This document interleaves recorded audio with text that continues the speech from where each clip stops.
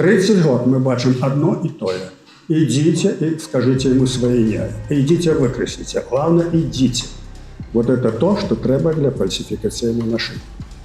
Вот с диктатурой треба уметь змагаться. Особливо небяспечная диктатура, якая падтрымліваецца знешнімі сіламі. Любы варыянт договору абавязкова закране пытанне Беларусі. Абавязкова. Вот про гэта мы и поговорим. Добрый день, уважаемое господарство. Мы приехали до вас с Варшавы. Вельми рады сустракаться с диаспорой белорусов у Белостоку. Сегодня вы маете магчымасць послухаць, пагутарыць, задаць свои пытанні кіраўніцтву Нацыянального вызвольного руху «Вольная Беларусь», Зінову Пазняку и Павлу Русову. Национально-вызвольный рух «Вольная Беларусь» грунтуется на национальных каштоўнасцях, на национальной идее, чисто про белорусских позициях. И не мае ничего агульного с некими пророссийскими наратывами и поглядами в той бок, на бок усходу. Это калі вельмі коротко. Калі у вас будуць пытанні напрыканцы то, что вы пачуеце, и будзе жаданне записаться в Национальный вызвольный рух «Вольная Беларусь», то можно будет подойти до меня, с этой нагодой поговорить. За вашу бяспеку и анонимность мы отказываем, это бяспечно до нас записаться.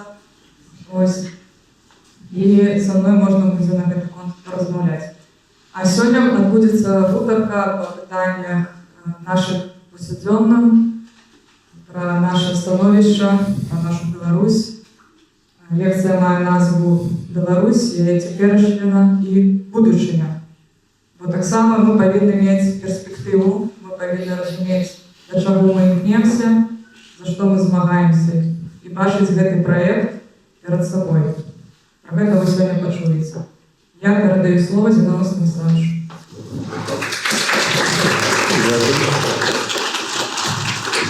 Вітаю шановных беластоцкіх беларусаў. Дзякую, што вы прыйшлі. Спадзяюся, у нас будзе свойская размова аб усім, аб чым вы хацелі б ад нас пачуць. Мы пастараемся вам адказаць. Я вызначыў некалькі тэм, пра якія хацеў бы пагаварыць, якія мне здаюцца актуальнымі і пра якія зараз гаворыцца. Першая тэма – гэта безвыбары. Это тое, што будзе адбывацца 26-го ў Беларусі. Пра гэта гаворыцца, напэўна, вы ўсе думаеце, што за это атрымаецца. Ва ўсякім разе абмяркоўваеце. Другая тэма – гэта вайна, расійская агрэсія на Ўкраіну, вайна і магчымы канец гэтай вайны, магчымыя перамовы. Аб гэтым шмат зараз, фактычна, это зараз галоўная тэма міжнародная, асабліва ў сувязі з прыходам Трампа. Наступная тэма, якую я прапаную, вельмі важная для нас усіх, гэта тэма палітзняволеных, якіх у нас вельмі шмат. Наступная тэма, якая вынікае з палітзняволеных, яна будзе таксама асвечана, это эканамічныя санкцыі. Ну і наступнае заключэнне, можа не ў заключэнне, але наступная тэма – гэта што рабіць у Беларусі, тым людзям, якія жывуць у Беларусі, як жыць, як паводзіць сябе, як змагацца. Тое, што казалі вы. 5 гадоў гаворым, нічого не робіцца. Прыта мы пагаворым. Ну і калі будзе час у мяне, я пастараюся не зацягнуць, я яшчэ трошкі пра магчымыя варыянты пераходу улады, калі рэжым будзе падаць альбо ўпадзе. Вось па гэтай праграме, народнай праграме «Вольная Беларусь», якая, да рэчы, пісалася ў Беластоку. А сюды весь калектыў наш этой праграмы прыязджаў сюды, і мы тут працавалі ў Беластоку. Наконт выбараў. Конечно, вы, я думаю, все цудоўна разумееце, што гэта ніякія не выбары. Пачынаючы недзе спачатку, фактычна з 2001 года, калі былі выбары, калі там Ганчарык яшчэ паказаўся. З таго часу галасы ніхто не лічыць. Нам это дакладна вядома, таму што мы тады мелі практычна ў бальшыні камісіі сваіх назіральнікаў. Мы бачылі, як это ўсё адбываецца. Потым былі прынятыя такія законы, згодна якіх адміністрацыя ўсё вырашае. Тыя галасы і пратаколы даюцца ў адміністрацыю. Адміністрацыя гэтыя пратаколы, як правіла, выкідвае, прапануе свае, яны падпісваюцца, і потым яны ідуць у друк.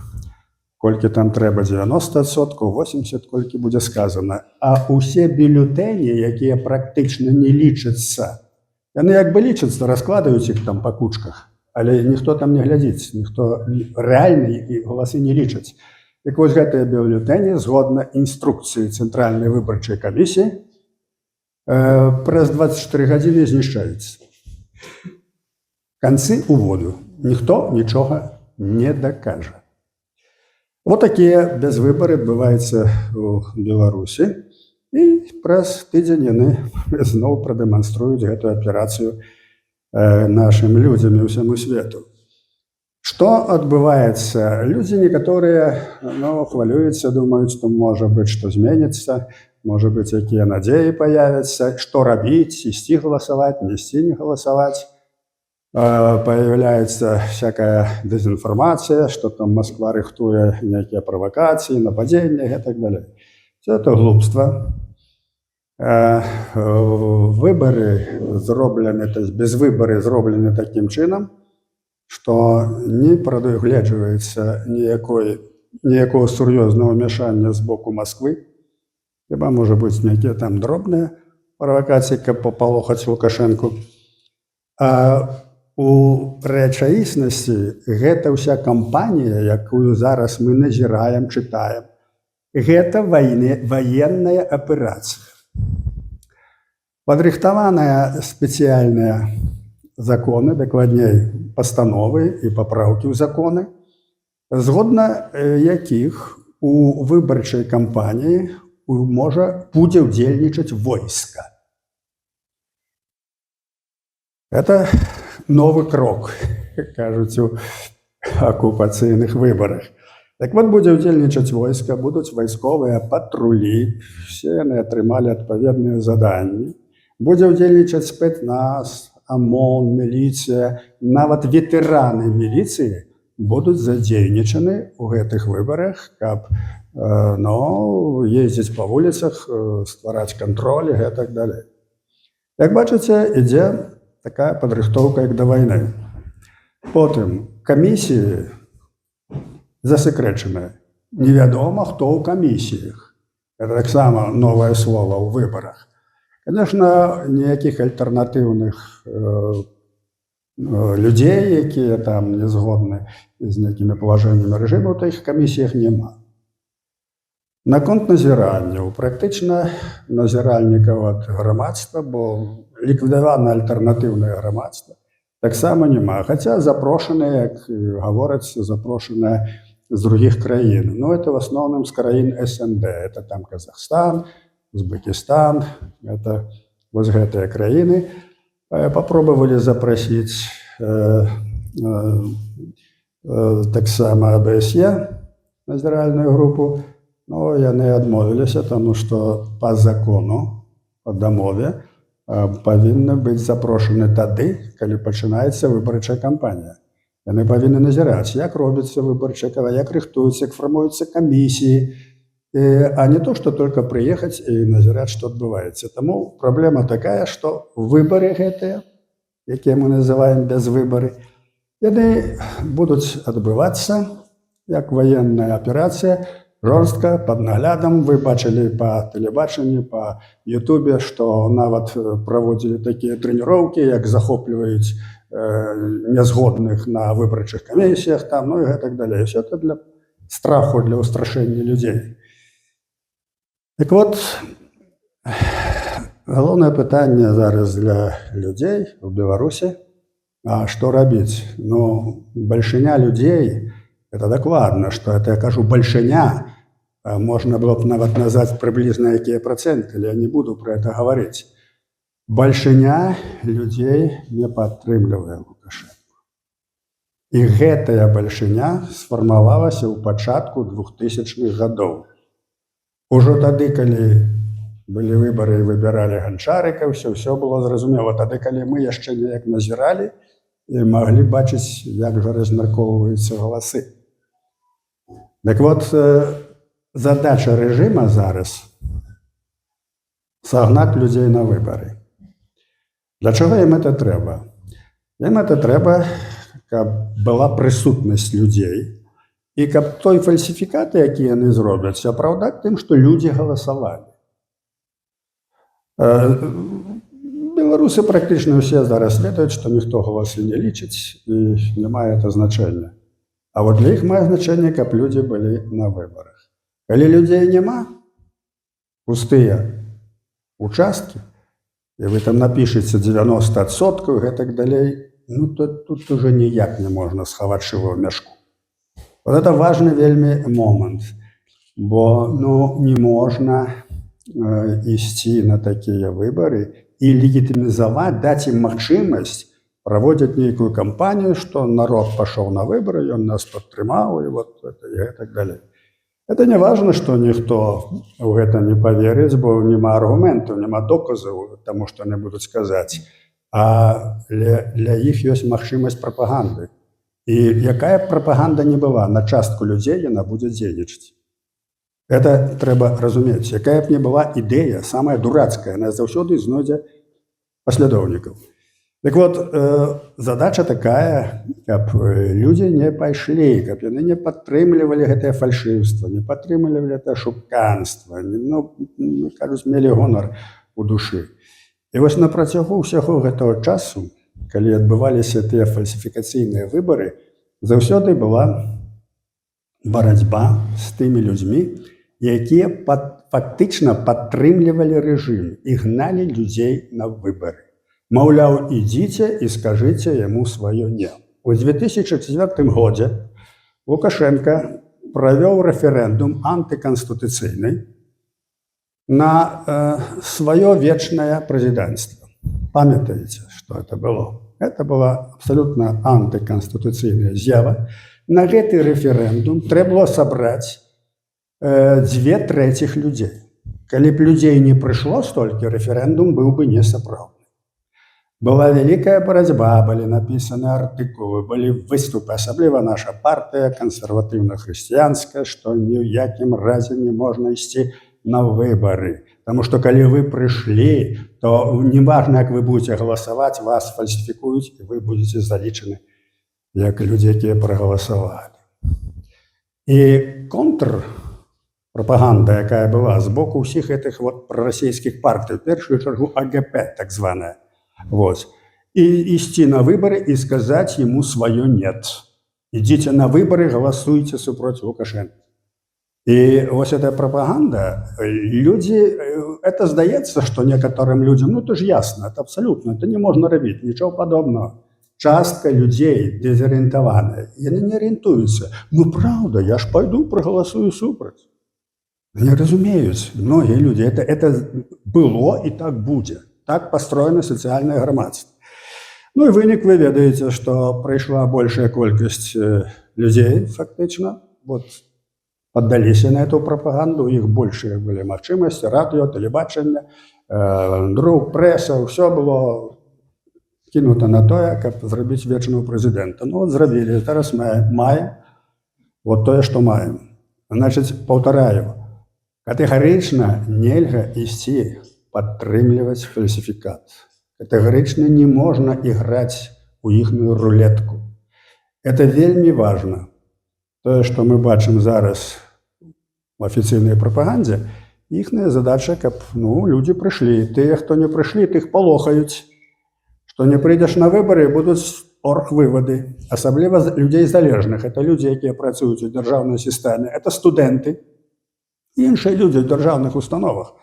І сапраўды людзі баяцца, і сапраўды рэпрэсіі могуць быць. І таму тут выбар, власна, выбар кожнага чалавека. Таму што калі чалавек сапраўды могуць яго выгнаць з працы, і ўсё, што ж, ён павінен ісці пад прымусам. Мы вельмі, так сказаць, вольна да гэтага адносімся, мы разумеем стане, в якім апынуліся гэтыя людзі. І найбольш, бадай, не найбольш, але такая ж самая прапаганда адбываецца за мяжой сярод так званых дэмакратаў. Это офіс Ціхановскай, это Ватушкі, это все. Это яны кажуць, што трэба ісці на выбары і выкрасліць усіх. Не мае значэння, каго вы выкрасліце. Важна, каб вы прыйшлі. 30 год мы бачым адно і тое. Ідзіце і скажыце яму свае імя. Ідзіце выкрасліце. Главное, ідзіце. Это то, што трэба для фальсіфікацыйнай машыны. І далей. Калі робяцца такія справы, гаворыцца нешта зусім другое. Не мае ніякага значэння. Значэнне мае, але яно сэнсу не мае. Што людзі кажуць у палітыцы? Важна, што робіцца. Якія вынікі іхных дзеянняў. То, што гаворыцца там, што рэжым антынародны, выбары это не выбары, это не безвыбары, все это правильно. Але калі гаворыцца, ідзіце на гэтыя выбары і прагаласуйце супраць, это дзеянне, якое на карысць рэжыму. Таму, калі судзіць па дзеяннях, аб'ектыўна атрымліваецца, што это група, якая выступила разу ще ў 20-м годзе ў падтрымку Пуціна, у падтрымку той палітыкі. Это зараз вельмі шмат ужо напісана, нават амерыканцы ўжо это пішуць. Это разабраліся зараз усе, што это быў план маскоўскі, расійскі. І гэты план, правядзення тых выбараў у 20-м годзе, змянення Лукашэнкі, падрыхтоўка базы для нападу на Украіну. Каб не было ніякіх праблем. Но ім это не ўдалося на 100%, на 50% ўдалося і дастаткова таксама паспяхова. Што датычыць гэтай сітуацыі, якая ўзнікае, дзе людзі абмяркоўваюць. І далей, як сябе паводзіць рэжым? Людзі думаюць, дык добра, ён то правядзе выбары, но іх ніхто не прызнае. Ён жа адкрыта, практычна адкрыта, нахабна праводзіцца ваенная аперацыя. Трэба зразумець такую рэч. Лукашенко убачыў, што рэальна яму не ўдасца праз выбары даказаць легітымнасць гэтых выбараў. Ён не збіраецца это рабіць. Гэта будзе толькі дзеля прапаганды. І таму трэба, каб людзі пайшлі. Тады можна займацца прапагандай і гаварыць, што хочаш. Але рэальна, ён сам разумее, ніхто іх не прызнае. І стаўка робіцца на тое, каб прадоўжыць сваю ўладу. Каб забяспечыць жалезна, што ніякіх эксцэсаў не будзе.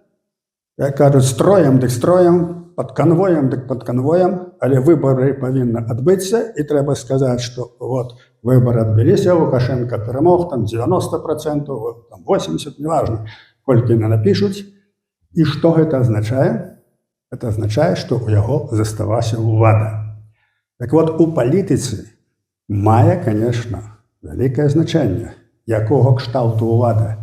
Ці яна легітымная, ці яна падтрымленая народам, ці яна абапіраецца на мандат народа, ці яна проста ўлада, ці яна ўлада антынародная, ці яна тэрарыстычная, ці яна там дыктатарская. Гэта, як кажуць, характарыстыка ўлады. Але ўлада засталася ўладай. І Лукашенко зараз, ён это зразумеў. У яго будзе ўлада, і з ім павінны лічыцца. І мы вымушаны будзем з ім лічыцца. Палавіна тут людзей, якія выехалі з Беларусі. Чаму выехалі? Таму што там ўлада. Улада, якая варожая народу, якая можа вас кінуць у турму. І вы робіце такія дзеянні, зыходзячы з існавання гэтай улады. Улада ёсць факт, які ў палітыцы павінен улічвацца. І што б там ні было, па факту у міжнароднай палітыцы яго вымушаны улічваць. Ён это разумее. Сфера вельмі звузілася. Таму што раней ён мог там спадзявацца, што нейкія будуць кантакты нават з польскімі ўладамі, памятаеце? Цеплы чалавек там аказаўся для аднаго польскага палітыка. Зараз это звузілася, але ёсць Азія, ёсць Афрыка, ёсць вялікая частка, як кажуць, планеты, дзе гэта прызнаецца. Прызнаецца сам факт яго ўлады. Гэты аспект вельмі важны для нас, улічваючы, што можа быць наперадзе. Яшчэ паўтару, у палітыцы, калі рашаюцца нейкія важныя палітычныя пытанні, калі неабходна это вылічыць, прызнаецца факт улады. Хто такі Кім Чен Ін, цудоўна ведаеце. Тым не менш, факт яго ўлады прызнаецца. І калі трэба, з ім нават Трамп уступаў там у пэўныя перамовы завочныя. Таму то, што праводзіцца эта аперацыя па захаванню ўлады, для нас, для беларусаў, это сведчанне ўмацавання дыктатуры. І што, калі хто спадзяецца, што будзе нейкая там адліга, палягчэнне, нічого падобнага. Не трэба не мець ніякіх спадзеваў. Пакуль сітуацыя на фронце, на Украіне такая, як ёсць, все будзе працягвацца.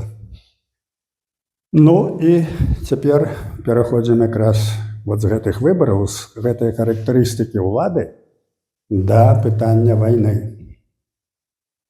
Бо паўтараю, тут мы павінны гэта ўлічваць, і ўвесь свет это будзе ўлічваць. Так сітуацыя, якая ўзнікла зараз ва ўкраіне, вы ведаеце цудоўна, што ініцыятыва у расійскага агрэсара, ініцыятыва і палітычная, і ініцыятыва ваенная, яны ўвесь час наступаюць, яны крок за крокам забіраюць тэрыторыю украінскую, у іх неабмежаваныя чалавечыя рэсурсы, абмежаваныя, але вельмі вялікія чалавечыя рэсурсы, і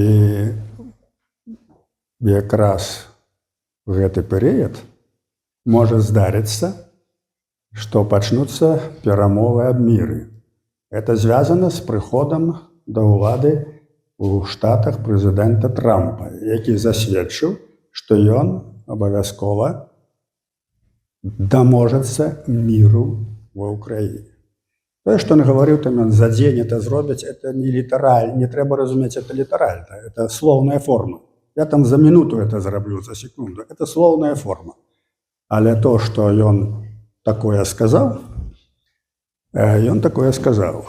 І таму узнікае пытанне, як гэта будзе адбывацца. Зараз няма сэнсу рабіць нейкія канкрэтныя прагнозы, як это можа, як будзе, але калі прааналізаваць сітуацыю з гледзяшча, што гэта дае нам, што гэта дае ўкраіне. Як бы мы хацелі гэта бачыць, каб вайна скончылася, Украіна засталася, Беларусь засталася, а агрэсія Расіі знікла. Так у гэтай сітуацыі, якая зараз утварылася, вельмі небяспечна, калі перамір'е ці мір будзе заключана на ўмовах Расіі. Это азначае перамогу Пуціна. І маральную, і фактычную, бо фактычна застаецца тэрыторыя за ім і ідуць нейкія перамовы. Гэта вельмі небяспечна, калі б такое было дапушчана. Таму я вельмі сумняваюся, што б там не гаварыў Трамп, яго каманда, якую мы не ведаем. Это новая каманда, мы не ведаем тую каманду. У любой ситуации оценка показывает, что не может быть заключен зараз мир на умовах, якія зараз будет диктовать Россия. Бо гэта поражение по Америке, поражение заходнего света. Это страшная ситуация, потому что тут же начнется ланцуговая реакция. И Тайвань, и так далее. Таму лагічна гэта не павінна быць. Не павінна это быць. Ось. Але мы не ведаем, як на самай справе гэта будзе адбывацца. Пуцін, вы бачыце, стараецца выбіць з Курскай вобласці, стараецца пабольш заняць тэрыторыі, каб дыктаваць свае ўмовы. Гэты пералом здарыўся таму, што Захад проста неэфектыўна дапамагае і дапамагаў Украіне. Сітуацыя такая, што мы это бачым, што некаторыя заходнія палітыкі і краіны, яны плануюць сваю палітыку шляхам украінскай крыві. Мы это бачым, што б там не адбывалася, але свае інтарэсы застаюцца.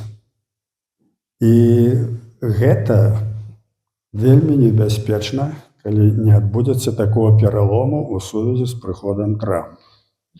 Я ўяўляю, што на пачатку павінны быць спецыяльныя пасланнікі ці спецыяльныя прадстаўнікі, якія будуць весці перамовы з украінскім бокам, з расійскім бокам. Трамп не можа паехаць і спаткацца з Пуціным. По логіцы, потому что это будет демонстрация слабости. Это великая краина, он поехал до Путина. Такого не может быть. Вот у дипломаты, у политицы такое не робится. Я не уявляю, как бы это зробилось. Я чему про это кажу? Потому что шмат пишется про это. Всякая там агентура, все они пишут, вот тут уже завтра поедет Трамп, уже все домовлено, будет все это чепуха. Але сутнасць у тым, што ён не павінен туды ехаць. Значыць, лагічна, ёсць жа хады распрацоўныя ў палітыцы. Павінны быць спецыяльныя пасланнікі, якія павінны высветліць умовы далейшых кантактаў. У гэтай сітуацыі найбольш, як мне здаецца, найбольш верагодна, это павінны быць пастаўлены жорсткія ўмовы з боку Злучаных Штатаў Пуціну. І калі гэтыя ўмовы не будуць выкананыя, тады павінна быць жорсткая рэакцыя. На мой погляд, это адзіны шлях, які можа прывесці да таго, што мір, які будзе потым заключаны, ён будзе заключаны на ўмовах Украіны і на ўмовах Злучаных Штатаў. Калі гэтага, скажем, не будзе прапановы такой жорсткай, а просто будуць розныя варыянты па міру, а можна вельмі шмат прадбачыць, якія могуць быць варыянты. У любой сітуацыі гэта будзе расцэньвацца як перамога Пуціна. У любой сітуацыі. Такая жорсткая сітуацыя стаіць перад Штатамі. Што яны будуць рабіць, не ведаю. Но таму, што адзіная магчымасць, допустим, трэба на нейкім этапе, можа пасля пасланнікаў, трэба будзе Трампу спаткацца з Пуціным. Ён можа спаткацца з Пуціным толькі ў Маскве, у Расіі альбо ў Беларусі, больш нідзе.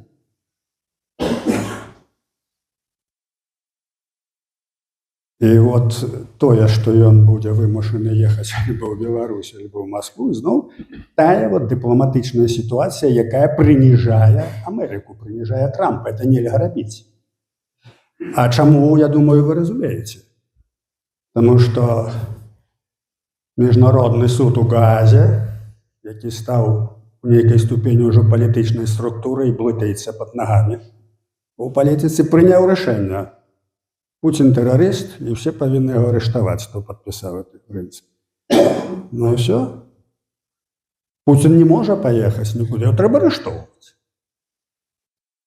І Трамп не можа яго запрасіць у Вашынгтон. Тады трэба яго арыштаваць. Это Міжнародны суд у Гаазе стварыў патавую сітуацыю, дурацкую, абсалютна.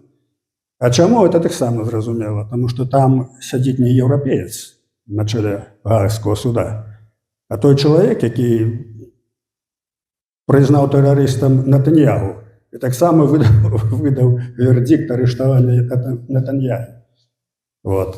Так что я повторяю, гэты вот Гаагский суд, он ператвараецца ў такую вот палітызаваную структуру, якая блытаецца под ногами зараз. Потому что это полный абсурд, вот что яны вытвараюць. Так вот, это просто для антуражу, каб ведаць, гэта будзе ўлічвацца. Ну і уявім сабе сітуацыю, што на нейкім этапе ўсё-такі будуць мірныя перамовы. На нейкім этапе я спынюся, што гэта будзе, ці пасля ультыматуму штатаў, ці, скажем, яны дадуць нейкі такі ход, які, неяк апраўдае іхныя перамовы, но на такіх вот пачатках. Тут трэба яшчэ разумець, што ці будзе Украіна галоўным для Амерыкі, для Трампа. Таму што Трамп уступіў у вельмі цяжкі перыяд амерыканскай палітыкі. Праблема з Кітаем вельмі сур'ёзная. Праблема з Тайванем. Ось, Еўропа, НАТО, цяпер Панама, вельмі потым Ізраіль, Хамас, Блізкі ўсход. Это ўсё праблемы, там ідуць войны, ідзе вайна, якую трэба Амерыцы разграбаць. Трампу. І тут я, вот гледзячы на это ўсё, думаю, а што ж будзе прыярытэтам? Прыярытэтам, конечно, Украіна, таму што ўсё вырашаецца там. Мы не ведаем, як сябе павядзе новая адміністрацыя. Так вот, калі новая адміністрацыя прывядзе так, як, трэба быць, як выгадна было па Амерыцы, і калі, допустим, пачнуцца нейкія перамовы аб міры, то для нас, для беларусаў, вельмі важна, каб там былі мы, каб Беларусь была прадстаўлена. Растлумачу. Могуць быць розныя варыянты. Скажем, можа нават быць такі варыянт, ён неверагодны, это Трамп і Путін. Это наўрад, павінна быць Украіна. Трамп, Путін, Украіна. Можа быць такі варыянт. Вельмі слабы, я лічу, это варыянт. Можа быць варыянт такі, што Украіна, Расія, Амерыка і тыя дзяржавы, якія мяжуюць з Украінай. Таму што захоп Украіны – это небяспека для ўсіх гэтых дзяржаў. Это небяспека для Польшчы, это небяспека для Румыніі. Кажу, можна такі варыянт прапанаваць. Вот. І ён непросты, таму што ёсць Венгрыя, ёсць Словакія. Пастане пытання, напэўна, каб уздзейнічалі такія краіны, як Нямецчына, як Францыя. Можа быць такі варыянт. Можа быць варыянт вельмі шырокі. Тыя краіны, якія мяжуюць з Украінай і з Расіяй. А гэта дзясяткі краін, улічваючы Кітай. Значыць, я кажу, ёсць шмат варыянтаў, на якім, можа быць дамова аб мірным існаванні. Вспомні Версальскі даговор. Маса краін удзельнічала. Вот. І вот у гэтай сітуацыі у любым варыянце павінна прысутнічаць Беларусь. Я растлумачу чаму.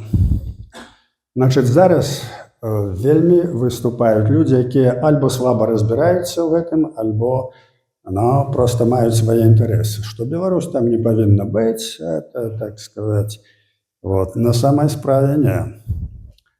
Любы варыянт дагавору абавязкова закране пытанне Беларусі. Абавязкова. Таму у гэтай сітуацыі, калі рэжым Лукашэнкі упусціў войскі Пуціна у Беларусь, даў яму магчымасць напасці на Кіеў, фактычна з'яўляецца сатэлітам агрэсара. І ў гэтай сітуацыі не ўзнікнуць размова пра лёс Беларусі не можа. Яна ўзнікне. І ўзнікне можна розным спосабам, таму што розныя могуць быць варыянты. Могуць быць варыянты, скажем, с Крымом, что Крым будет демилитаризованной зоной, там будут, скажем, представники, так сказать, контрольники будут над этим Крымом международные. Ось. Може бути варіант, що Росія вийде на свої межі, але буде гарантовано, що ДНР і ЛНР застануться незалежними державами, які не і будуть в Україні, так сказати. От вам Федерація України. Що хоч, будуть різні варіанти. Але у будь-яких гэтых варіантах, які будуть розглядатися, буде обов'язково виникати питання о Білорусі. Особливо небезпечно з Кримом. Тому що може виникнути питання, що Білорусь просто як розмінну монету, а гэта можна не сумніватися. На нейкім етапі перамоваў Путін запатрабуе таких для себе прерогатив. Можна не сумніватися, тому що його політика, не тільки його, вся російська політика, починаючи з 19 століття, це ґрунтувалося на тим, щоб знищити Білорусь. І вони захопили, скажімо, конец 18 століття. Але увесь час проводилася політика денаціоналізації, знищення, русифікації. Тобто ще при Олексію Михайловичу це було сказано.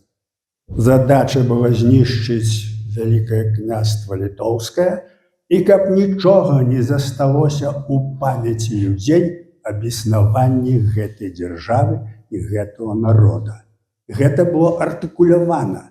І гэтая палітыка паслядоўна праводзілася рускімі царамі, камуністамі і путіністамі праводзіцца. Яна не знікае. Не мае значення, хто будзе сядзець у Крамлі. Эта палітыка ідзе пастаянна. Таму гэтае пытанне ўзнікне абавязкова. І вот там павінны быць прадстаўнікі Беларусі. Калі там не будзе нашых прадстаўнікоў, значыць будзе берасцейскі мір альбо рыжская пагадня. Мы маем гісторыю, як гэта робіцца. І цяпер пытанне, хто павінен быць. Па-першае, вельмі істотна, Беларусь не ўдзельнічае ў вайне. Беларусь не ўдзельнічае ў вайне. У Беларусі тыя міжнародныя законы, якія існуюць, усё так, яны існуюць для стандартных сітуацый. Беларусі сітуацыя нестандартная. Яна вынік гібриднай вайны, яна захоплена Расіяй.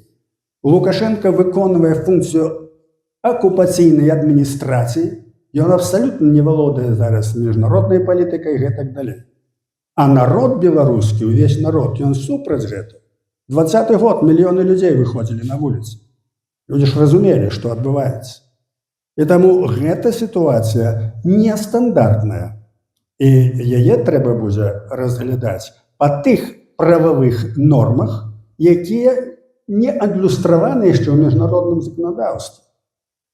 Удараю, не беларускае войска, нічого яно не ўдзельнічае. З тэрыторыі Беларусі быў зроблены напад, і гэта мае тлумачэнне, як гэта рабілася, што, чаму, хто такі Лукашенко, што такое народ. Ён нелегітымны, ён непрызнаны, ён тэрарыст. И в этой ситуации говорить, оправдывать то, что, значит, Беларусь это такі оккупант, як и Россия, это неправильно. И это доказуемо, что это неправильно. Для гэтага павінны быць наши юрысты и наши люди з юридичной адукацией, якія разумеют национальный интерес и разумеют право международное. И вот там павінны быть не один человек, там павінна целая компания, экипа быть, як заўсёды. Вот. Гэта мы павінны там быць. И другое. Кто может там быть? Конечно, Россия пропонует Лукашенко. Потому что это союзник. Безумоўна, яны на яго маюць уплыў, яны могуць ім уплываць. Але зразумейце яшчэ, што акрамя таго, што могуць уплываць, у Лукашэнкі ёсць паталагічныя свае інтарэсы сваёй улады. Мы гэта бачым 30 гадоў. Это паталогія. Ён гатовы пакласці ўсю нацыю, расстраляць усіх, толькі захаваць сваю уладу. Мы это бачым. Это адбываецца. І вот калі гэтыя пытанні ўзнікнуць, якая будзе пагроза ягонай уладзе, а пагроза ягонай уладзе можа быць страта суверэнітэту, страта дзяржавы, то у гэтай сітуацыі ён можа быць як прадстаўнік перамоўнага працэсу. Это першае. Другое. Хто можа быць рэальна, юрыдычна прадстаўлены на гэтым працэсе перамоў? Той, хто валодае ўладай. Вот то, што я гаварыў у пачатку. Рэальная ўлада і ёсць у Лукашэнкі. Это ён кідае за краты, это ён, як кажуць, падпісвае дзяржаўны бюджэт і так далее. Ён рэальная ўлада, і ўнутраны Беларусі гэтай уладай валодае. Значыць, гэта ўлада по факту. Не прыняцце, скажем, у такім плане чалавека у Беларусі прадстаўніка, гэта будзе разглядацца як міжнародная змова супраць нашага народа. І мы павінны гэта будзем артыкулировать.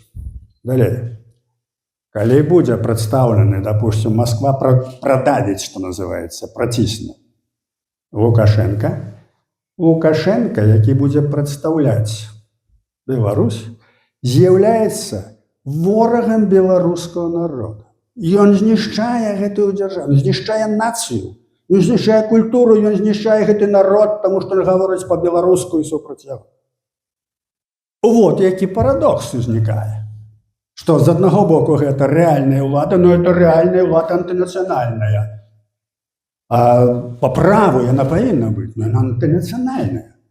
Так, ён будзе там за сваю шкуру берагчы, но ён не будзе адстаиваць до конца беларускія нацыянальныя інтарэсы там, дзе яны не датыкаюцца яго асабістай улады. Вот у гэтай сітуацыі павінна быць альтэрнатыва. Бо сітуацыя нестандартная. Павінны быць людзі, арганізацыі, людзі, якія прадстаўляюць народ, беларускія нацыянальныя інтарэсы. І гэта мною ўжо не раз артыкулявана, і гэта сур'ёзна.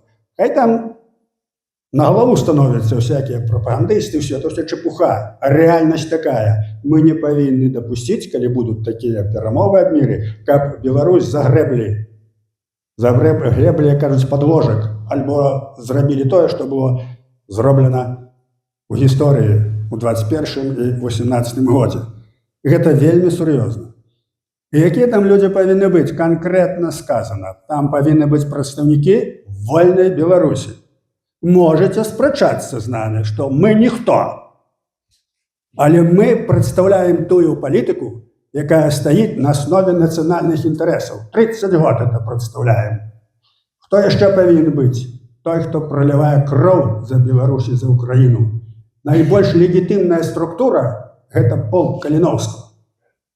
От яны воююць, яны пайшлі сведама, это добраахвотнікі, і яны павінны мець сваіх прадстаўнікоў на перамовах аб міры.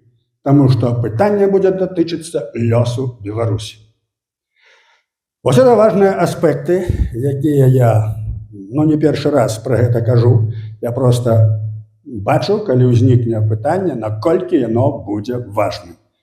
Чаму? Таму што зараз вы назіраеце, пачаўся перадзел свету. Гэты перадзел свету пачаўся тады, калі быў аддадзены Крым. Вот калі быў аддадзены Крым, кончылася Ялтинскае пагадненне. Все, свет Ялты перакрэслены, таму што і Еўропа, і Амерыка змаўчалі. Фактычна яны моўчкі аддалі Крым Расіі.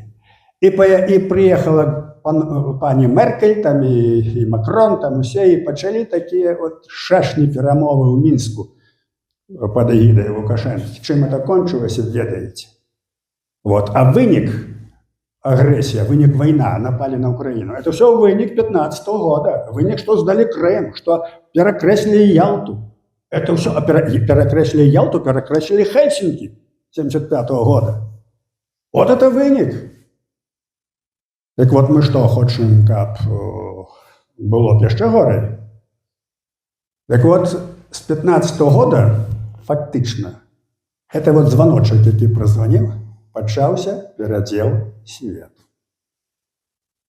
Еўрапейскія палітыкі таксама меркавалі, якім лепей, Вот Крым мы отдадим, тут, значит, подпишем погоднение, вот якія будуць, Путін будзе ўсё выконваць, а Путін нічого не будзе выконваць. Расейцы ніколі не выконваюць ніякіх пагадненняў. І Еўропа, гэта, яна існуе там 200 гадоў, яны да іх не даходзяць, не разумеюць это. Не можна заключаць пагадненне з Расіяй. Рано ці позна яны будуць выкінуты ў сметніцу. Ну вот вынік, агрэсія. Што цяпер робіцца далей? Вы паглядзіце. Ну, тут всякие люди, якія любяць пажартаваць, пачынаюць там смяяцца з Трампа. Вот он там эксцентрик, там Канаду хоча забраць, Гренландию забраць и так далее. Это сур'ёзна. Это сур'ёзна. Пытанне гэта ўзнікла не выпадкова. Потому что Панамский канал, это вельмі, разумеется, важность этого канала. Америка уклала туды свае грошы, свае проекты. І гэты Панамскі канал до 2000 года ім валодала практычна Америка, яна атрымала ўсе дывідэнды. І 8 кілометраў, 8 міль па два бакі, это была фактычна амерыканская тэрыторыя. Гэтае пагадненне скончылася. Панама атрымала поўную незалежнасць і поўнае распараджэнне гэтым каналам. І цяпер аказваецца, што гэты канал, па-першае, яго цяпер мадэрнізавалі, яго паглыбілі, а грошы на мадэрнізацыю даваў Кітай. І ёсць другая, паколькі прапускная здольнасць роўна яго ўжо невялікая. Ёсць другі праект праз Нікарагуа зрабіць новы канал, ўжо не праз Панаму. І праект гэты падтрымліваецца Кітаем. І то, што Трамп сказаў, што ён не ўпэўнены, што не прыйдзецца ужыць сілу ў Панаме, гэта рэальны погляд на справы. Это рэальная будзе амерыканская палітыка. Таму што той, хто будзе, кітайцы будуць валодаць панамскім каналам, разумееце, што гэта для Амерыкі. Гэта не дапусціць, так як Амерыка не дапусціць захапіць Тайвань. Это не будзе дапушчана. І то, што сказаў Трамп, это не эксцэнтрик, это палітык, які разумее, што это сур'ёзнае пытанне. І ён не гарантуе, што прыйдзецца ўжыць сілу. І правільна сказаў. Грэнландыя.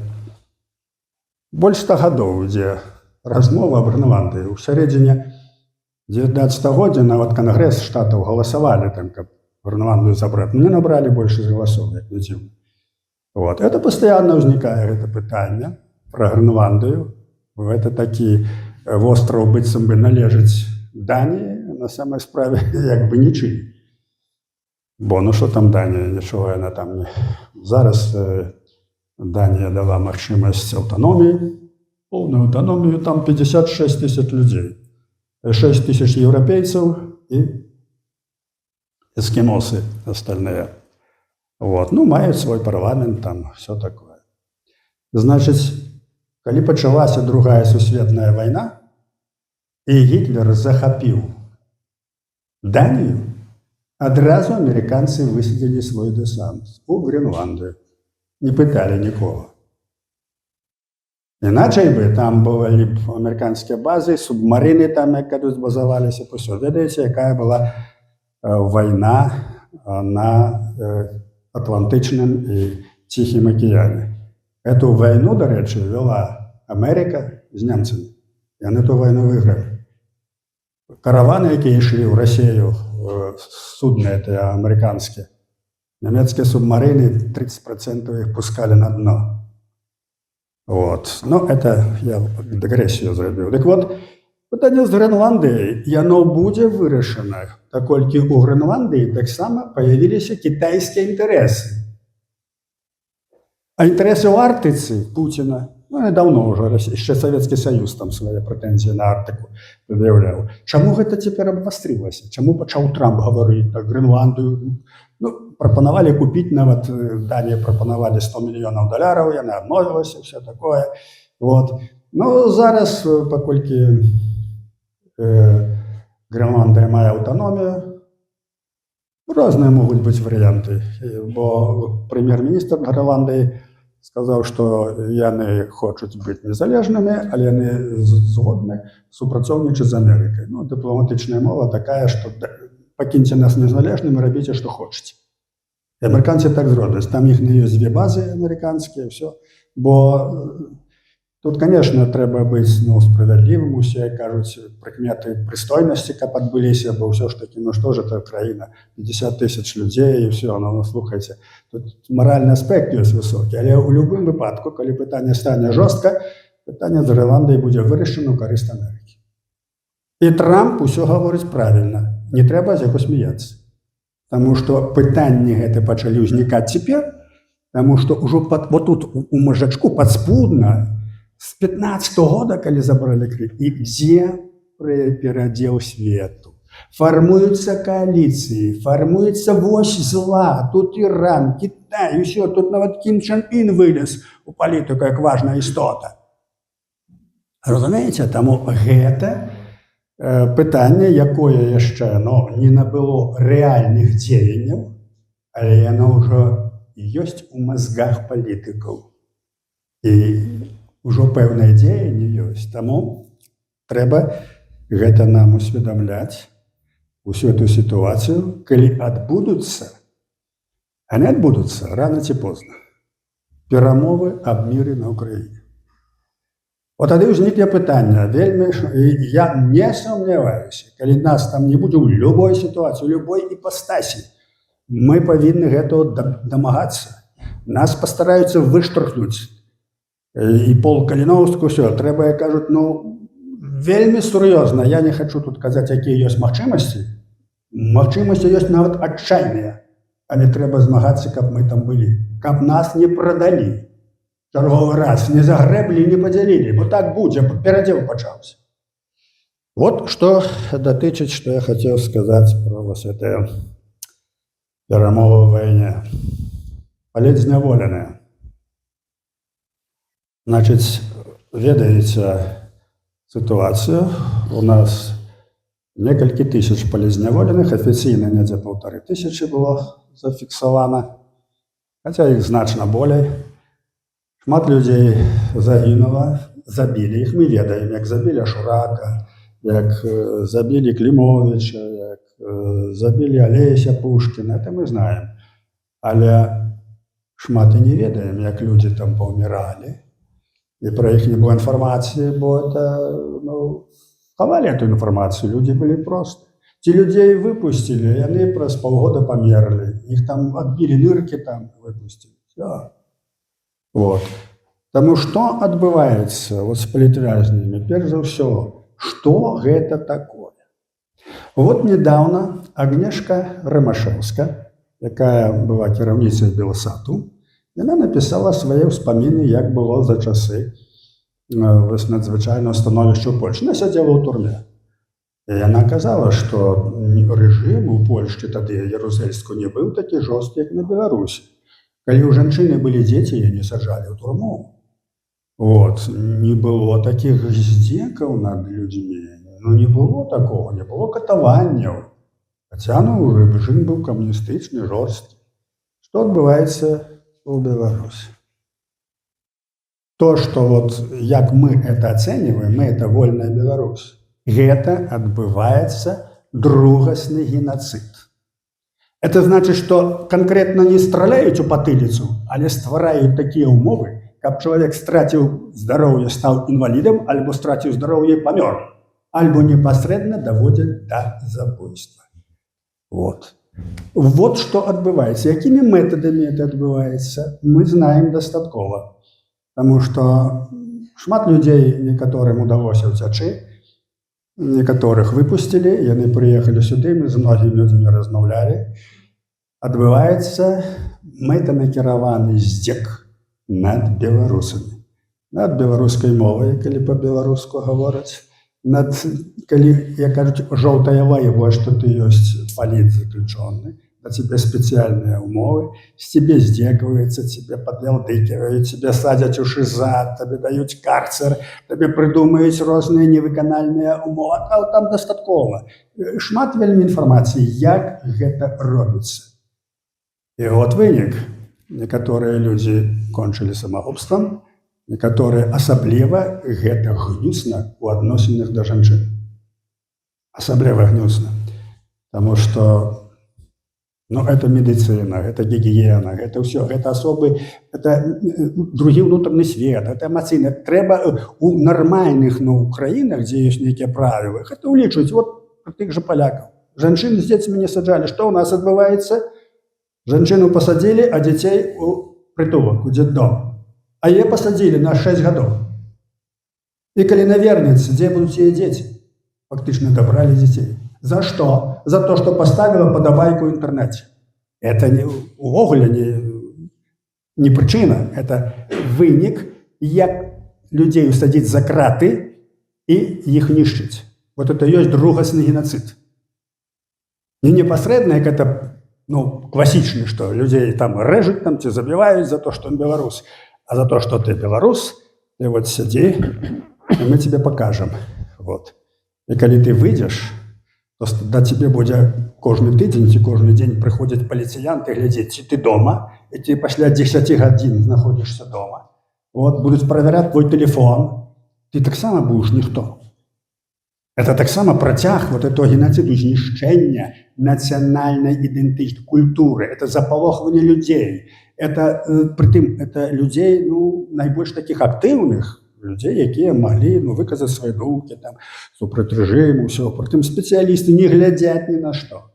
У нас 30% лікарів виїхало. У нас зараз проблема. Плевали на це все. Хай нація падає.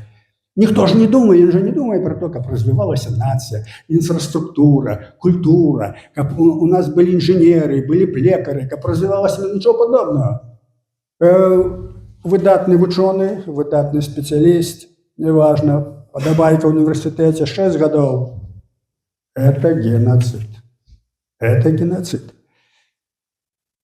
Був у нас чоловік, який робив музичні інструменти, скрипки. Його за подобайку схопили в тюрму і відбили пальці, відбили руки. Він став калеком. Спеціально зроблено. Ось гэты факты на Захадзе не ведаюць.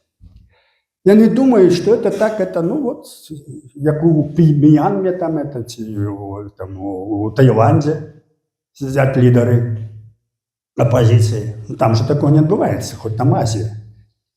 Яны то не ведаюць, што адбываецца геноцид. І таму дзеянне проста лінейнае. Вот мы вам экономичные санкции, вас будем душить, покуль не выпустите политвязню.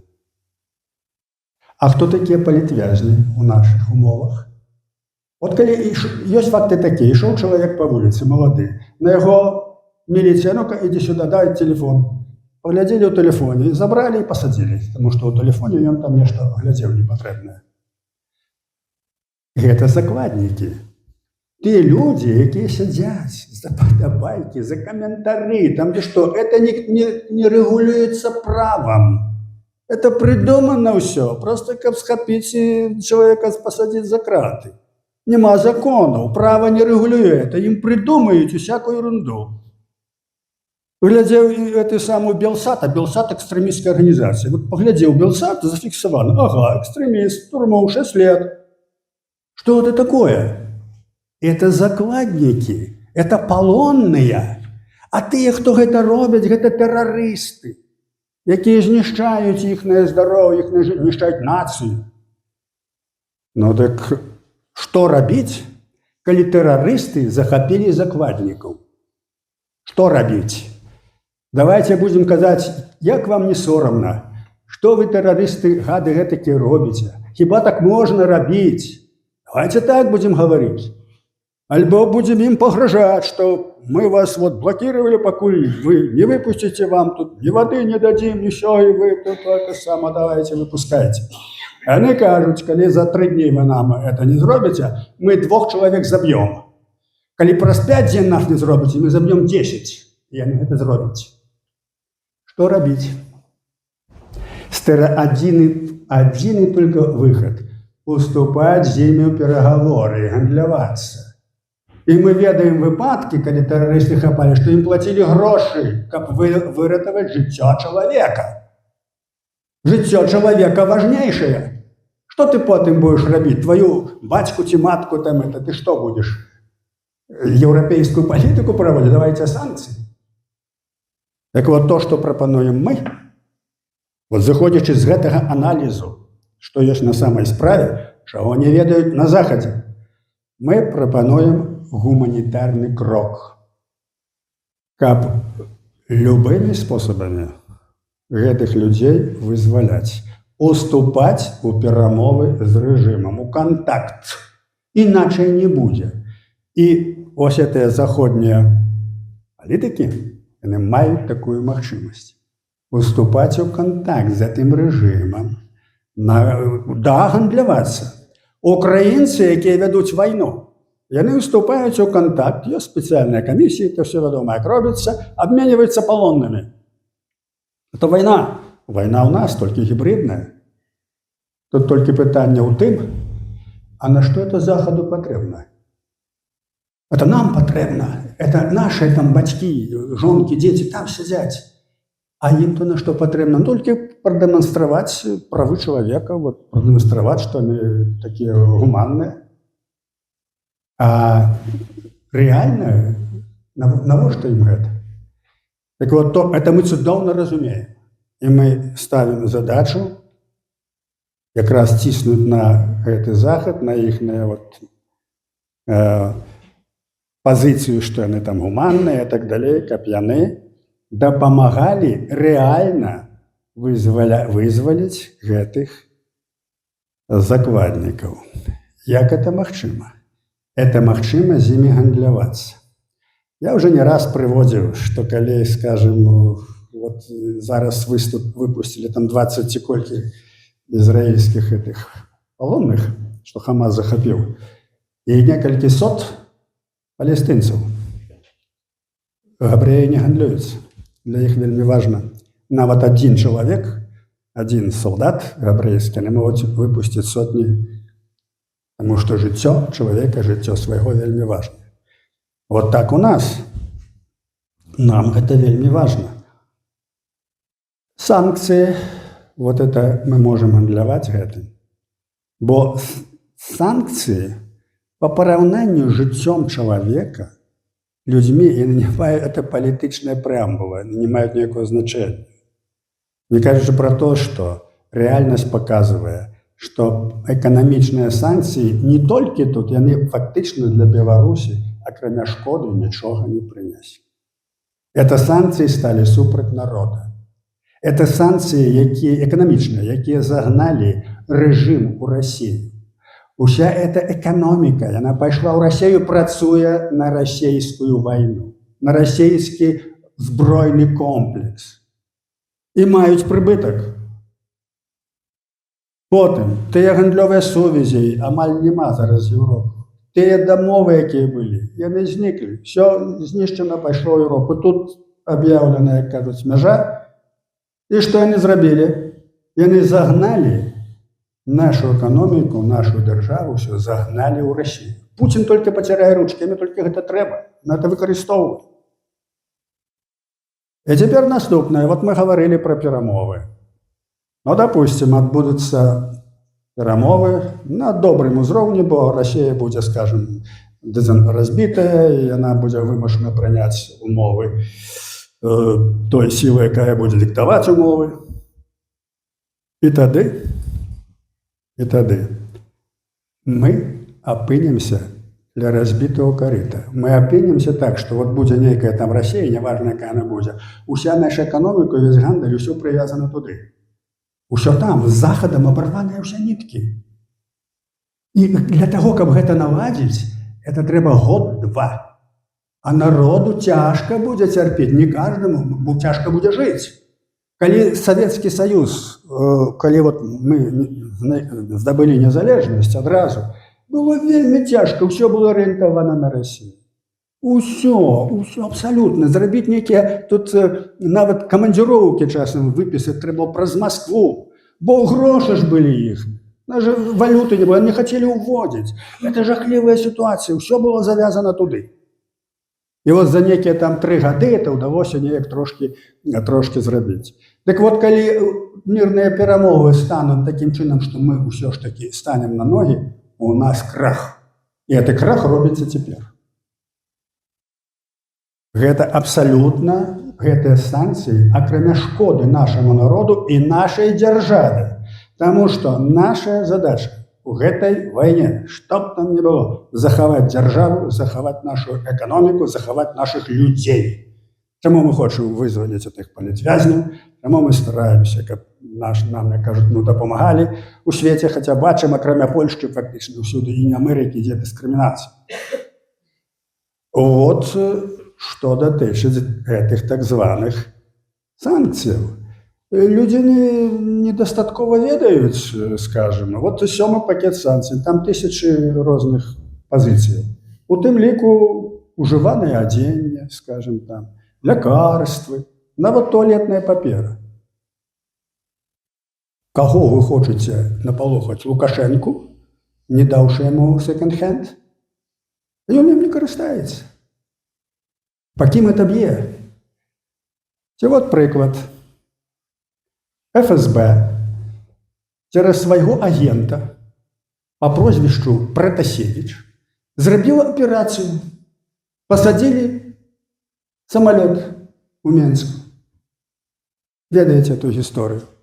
Вот. Ведаеце, хто такі Пратасевіч, што ён цяпер робіць, дзе знаходзіцца? Вы ўсё бачыце. Это адразу было бачна. І нават той Лукашенко ночі сказаў, што тут мы ошиблись, нас тут провели. Вот. Это была операция ФСБ, згоднена с адпаведнымі палітыкамі Захаду, каб спыніць дзейнасць Белаві. І тут же яе спынілі, ніякого суда не было, просто спынілі і ўсё. Санкцыі. Белаві ява па сённяшні дзень. Каму найбольшая шкода? Людзям, якія лётаюць, беларусам, якія лётаюць гэтай Белаві. Яны не лётаюць. Ну, могуць там кругом недзе праз гэты самае Ростов ляцець. Сродкі ў бюджэт таксама не ідуць. Людзям стала дрэнна. Калі прааналізуем далей, то ўбачым, што санкцыі, як правіла, ва ўсім свеце, як яны ўводзіліся, супраць каго б не ўводзіліся, у пэўнай ступені ці увогуле прыводзяць да пераразмеркавання рынкаў.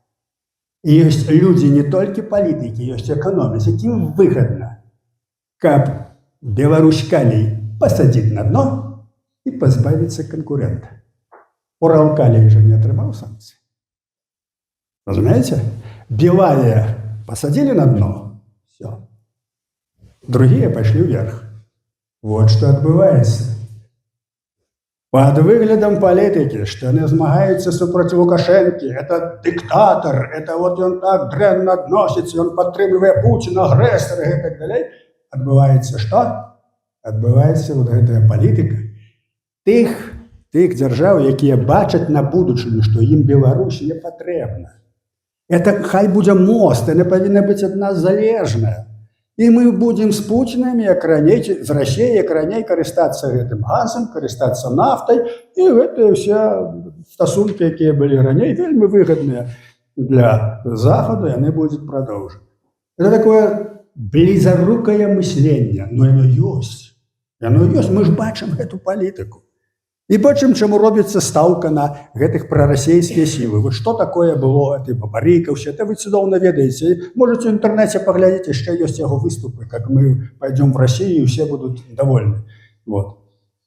Это здарылася б, эта операция была провернутая, скажем, то праз 6 месяцев у нас бы не было державы. Все. Путину трэба было ликвидовать этот плацдарм, покинуть некую там и наступить на Украину. И тогда эта ликвидация мела б реальную юридичную обґрунтование. До сённяшняго дня Лукашенко не признали ни одни выборы. Он нелегитимный, починаючи з 99-го года, когда он повысил себе там, на 2 года. Ён нелегітимний, і всі ті домови, які він заключав про Белтрансгаз, усе, ну яно ёсць. Але калі буде нормальна народна влада, це все буде откинуто. Яно не має юридичної сили, вони нікчемні. І расейці гэта разумеюць. І тому, якія можуть бути серйозні размовы, як можна, конечно, заключить з Лукашенко. І провести референдум, і анексировать Беларусь, придумать это все. Это можно было зробити. Тепер-то вже не атрымаецца. Можна было. Але вынік гэтага ніякі, тому што свет не прызнае, з кім вы звязаліся. А вот калі быў бы стаўленік Газпрома, Бабарыка, якого падтрымаў народ, яго падтрымлівалі, тому што супраць Лукашэнкі. Лукашенко уже не терпели, Бабарыку подтрымлівали. Да. Все. Вот он приходит, все, и справджуються те слова, які він казав. Вот, пойдем в Россию. И он легитимный. Свет признал. Абсолютно легитимная история. Вот чому ще перед самим початком это у нас нема масової сродку інформації, але гэта все было вядома. Вот што гэта была вельмі небяспечная сітуацыя. І тое, што здарылася, вельмі дрэнна. Вельмі дрэнна, але магло быць горай. Таму што калі б мы не мелі дзяржавы, мы б тут не сядзелі. Калі няма дзяржавы, нацыя наша ўжо магла б не падняцца. Так вот, у нас яшчэ ёсць магчымасці барацьбы і за нашу за дзяржаву, і за нашых людзей, і за нашых палітвязняў, і за нашы ідэі. Это ўсё ёсць, толькі мы павінны гэта разумець. Бо бяда, чаму я так кажу, павінны разумець. Лукашэнкаўскі рэжым знішчыў беларускі палітычны клас. Амаль што знішчыў. Амаль што. Тыя людзі, якія незалежнасць здабывалі, ўсё, яны або памерлі, або ў турме, або выгнаны. Іх было не шмат. Але павінны былі расці іншыя. Тое, што пробовало вырасці, оно знішчана, выгнана, іх няма, альбо сядзяць некалькі ў турме. Мы фактычна засталіся сляпымі. І вот толькі тут, за мяжой, можна арганізоўвацца, можна старацца, можна рабіць тое, каб потым вярнуцца на бацькаўшчыну. Там прыдушана вельмі моцна. Вот вынік, чаму я кажу, што трэба разумець. Бо прапаганда працуе вельмі моцна, і трэба ўлічыць, што многія разумныя людзі глядзяць, слухаюць эту прапаганду, смяюцца, дуракі, хто это поверыць? Повераць і бальшыня. Прапаганда мае такую сутнасць. Самая ідыёцкая ідэя. Калі яна будзе выказана, яна знойдзе сваіх паслядоўнікаў. Чаму это небяспечна? А калі это масавая прапаганда, то людзі проста жывуць у лжы, яны не арыентуюцца. У іх все сродкі кажуць, у нас таких нема сродкаў. Вот мы можем собраться, говорить один за одним, передать один другому, рабіць свае арганізацыі. І нічога, што нас пакуль мало, важно, каб мы это разумелі, і каб это захоўвалася, каб это ішло на будучыню. Это таксама метод барацьбы. Так вот, я про гэта кажу, што вельмі важна нам ведаць стан і што нам трэба рабіць. І вось тут я пераходжу до пытання, до пятого пытання, якое я дэклараваў, што рабіць людзям у Беларусі.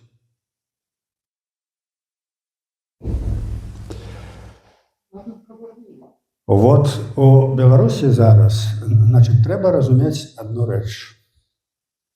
Дыктатура – гэта улада, асабліва жорсткая дыктатура, якая праводзіць рэпрэсіі, гэта улада, якая за адзін дзень не знікае.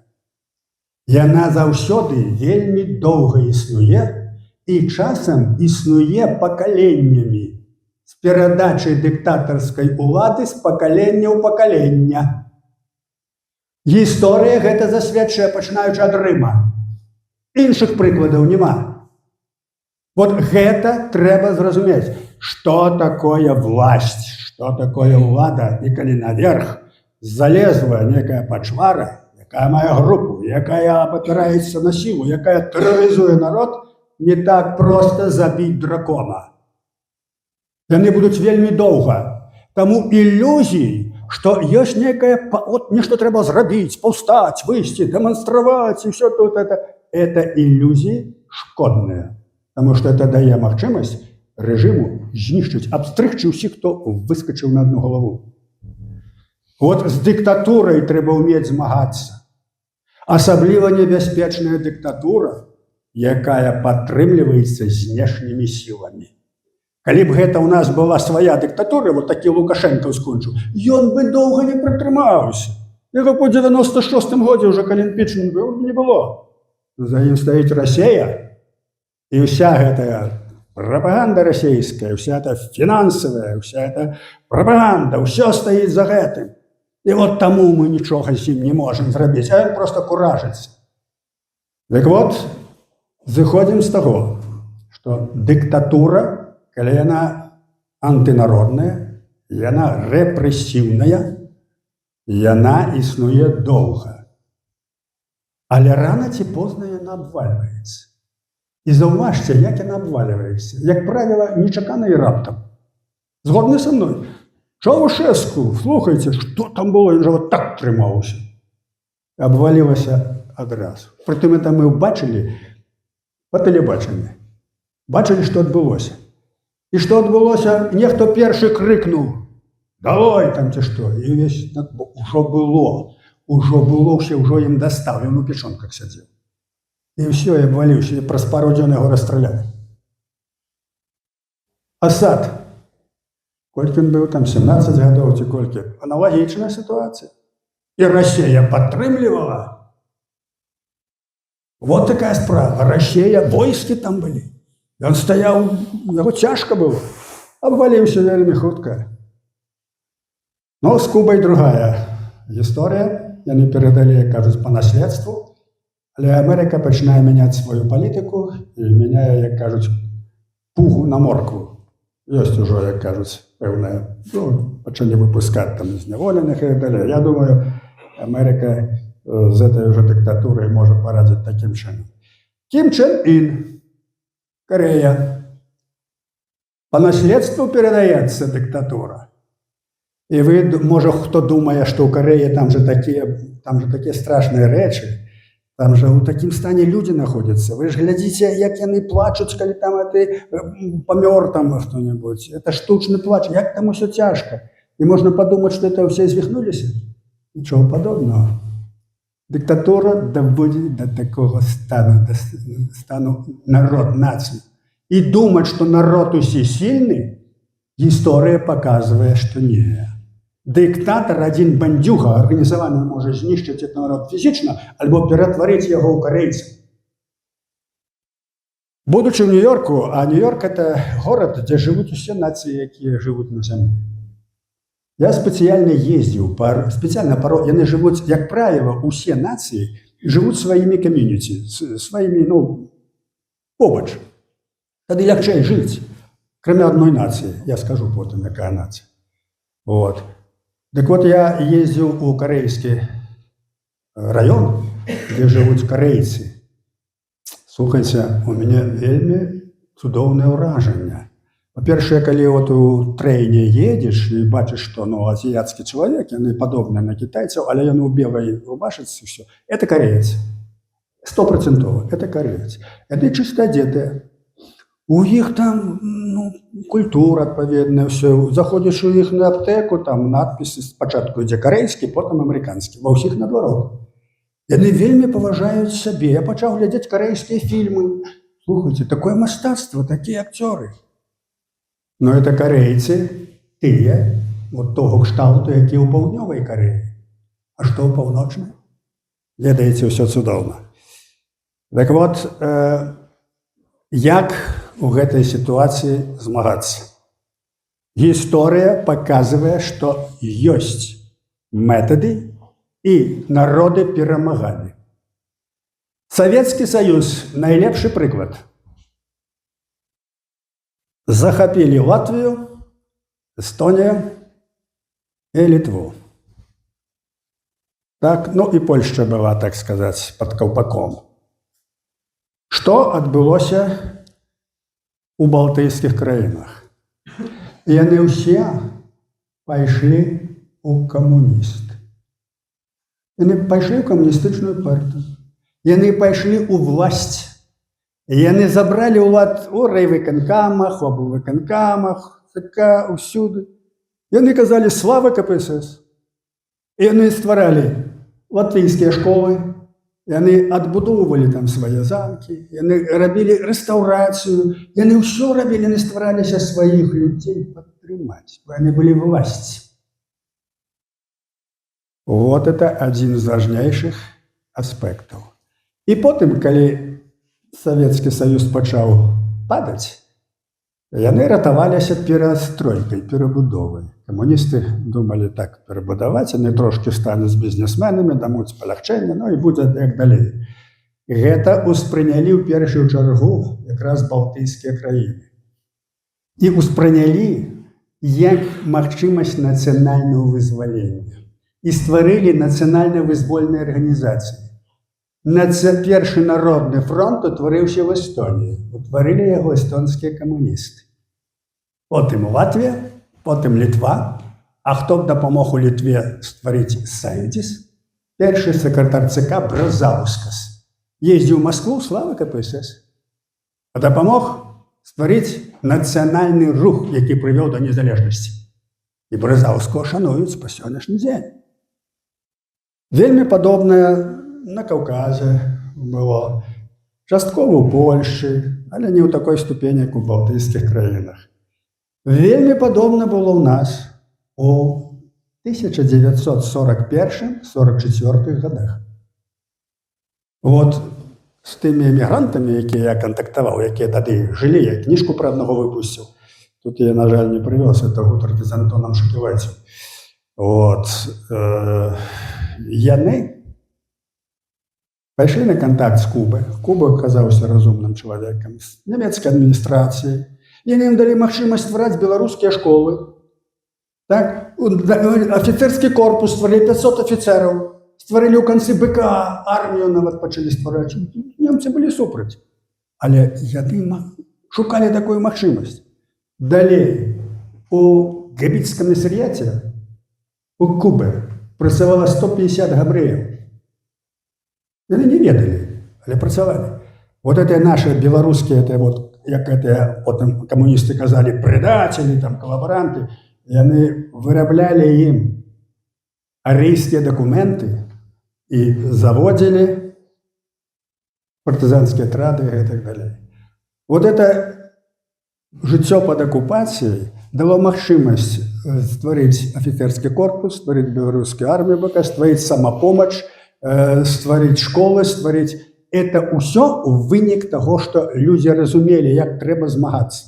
Калі б яны гэта не рабілі, скажем, ну ўсё, іх бы проста спалілі б там ці знішчылі, ўсё, і быў бы канец. Значыць, прыклад для нас цяпер. Першае, што трэба, каб нашыя людзі на Беларусі зараз захоўвалі сваю ідэнтычнасць, сваю мову, сваю культуру, сваю гісторыю. Такая магчымасць ёсць, бо ёсць інтэрнэт, ёсць кнігі, ёсць бібліятэкі, ёсць сацыяльная структура, ёсць сацыяльныя кантакты, людзі кантактуюць, ёсць сям'я. Уся магчымасць ёсць. Не можна, як кажуць, падстаўляцца. Не можна выскачыць і сказаць, вы тут твою галаву альбо кінуць цябе ў турму. Трэба, каб гэты час ішоў, і ён можа ісці доўгія гады. Ён можа ісці доўгія гады. Але павінен быць такі працэс, калі мы трапілі ў поўную залежнасць, для нас нішчаць, і калі нас няма сіл, у нас ёсць магчымасць сацыяльная, сямейная, ўсё падрыхтоўваць. І тады дыктатура падае ў адзін дзень. Таму што як толькі вот это, допустим, Россия будзе, крах просто. То, Лукашенко адразу падае. І што будзе?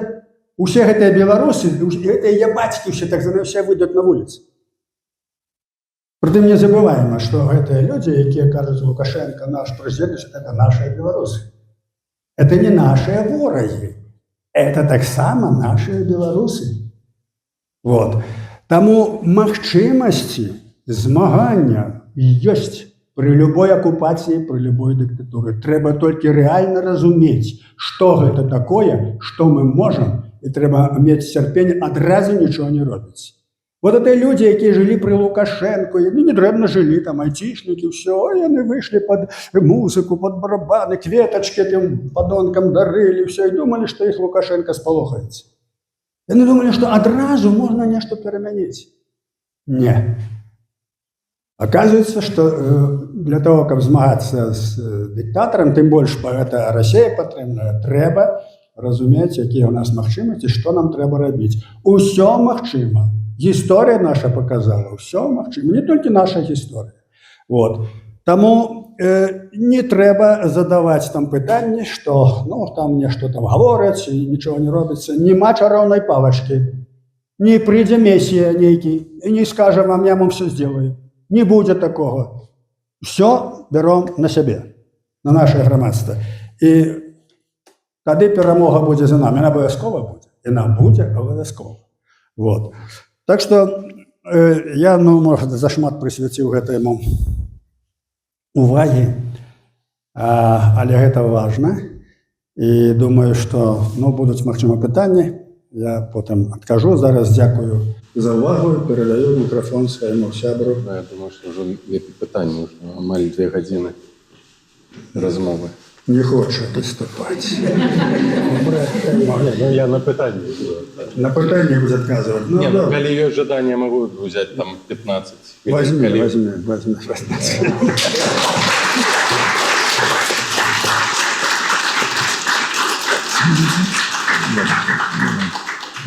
Я ведаю, што чуваць ці не чуваць.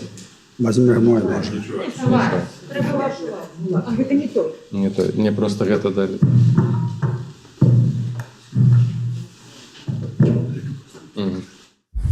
Зенон Станіславович заўсёды вельмі цікава распавядае, нават можна 2 гадзіны і 3 слухаць.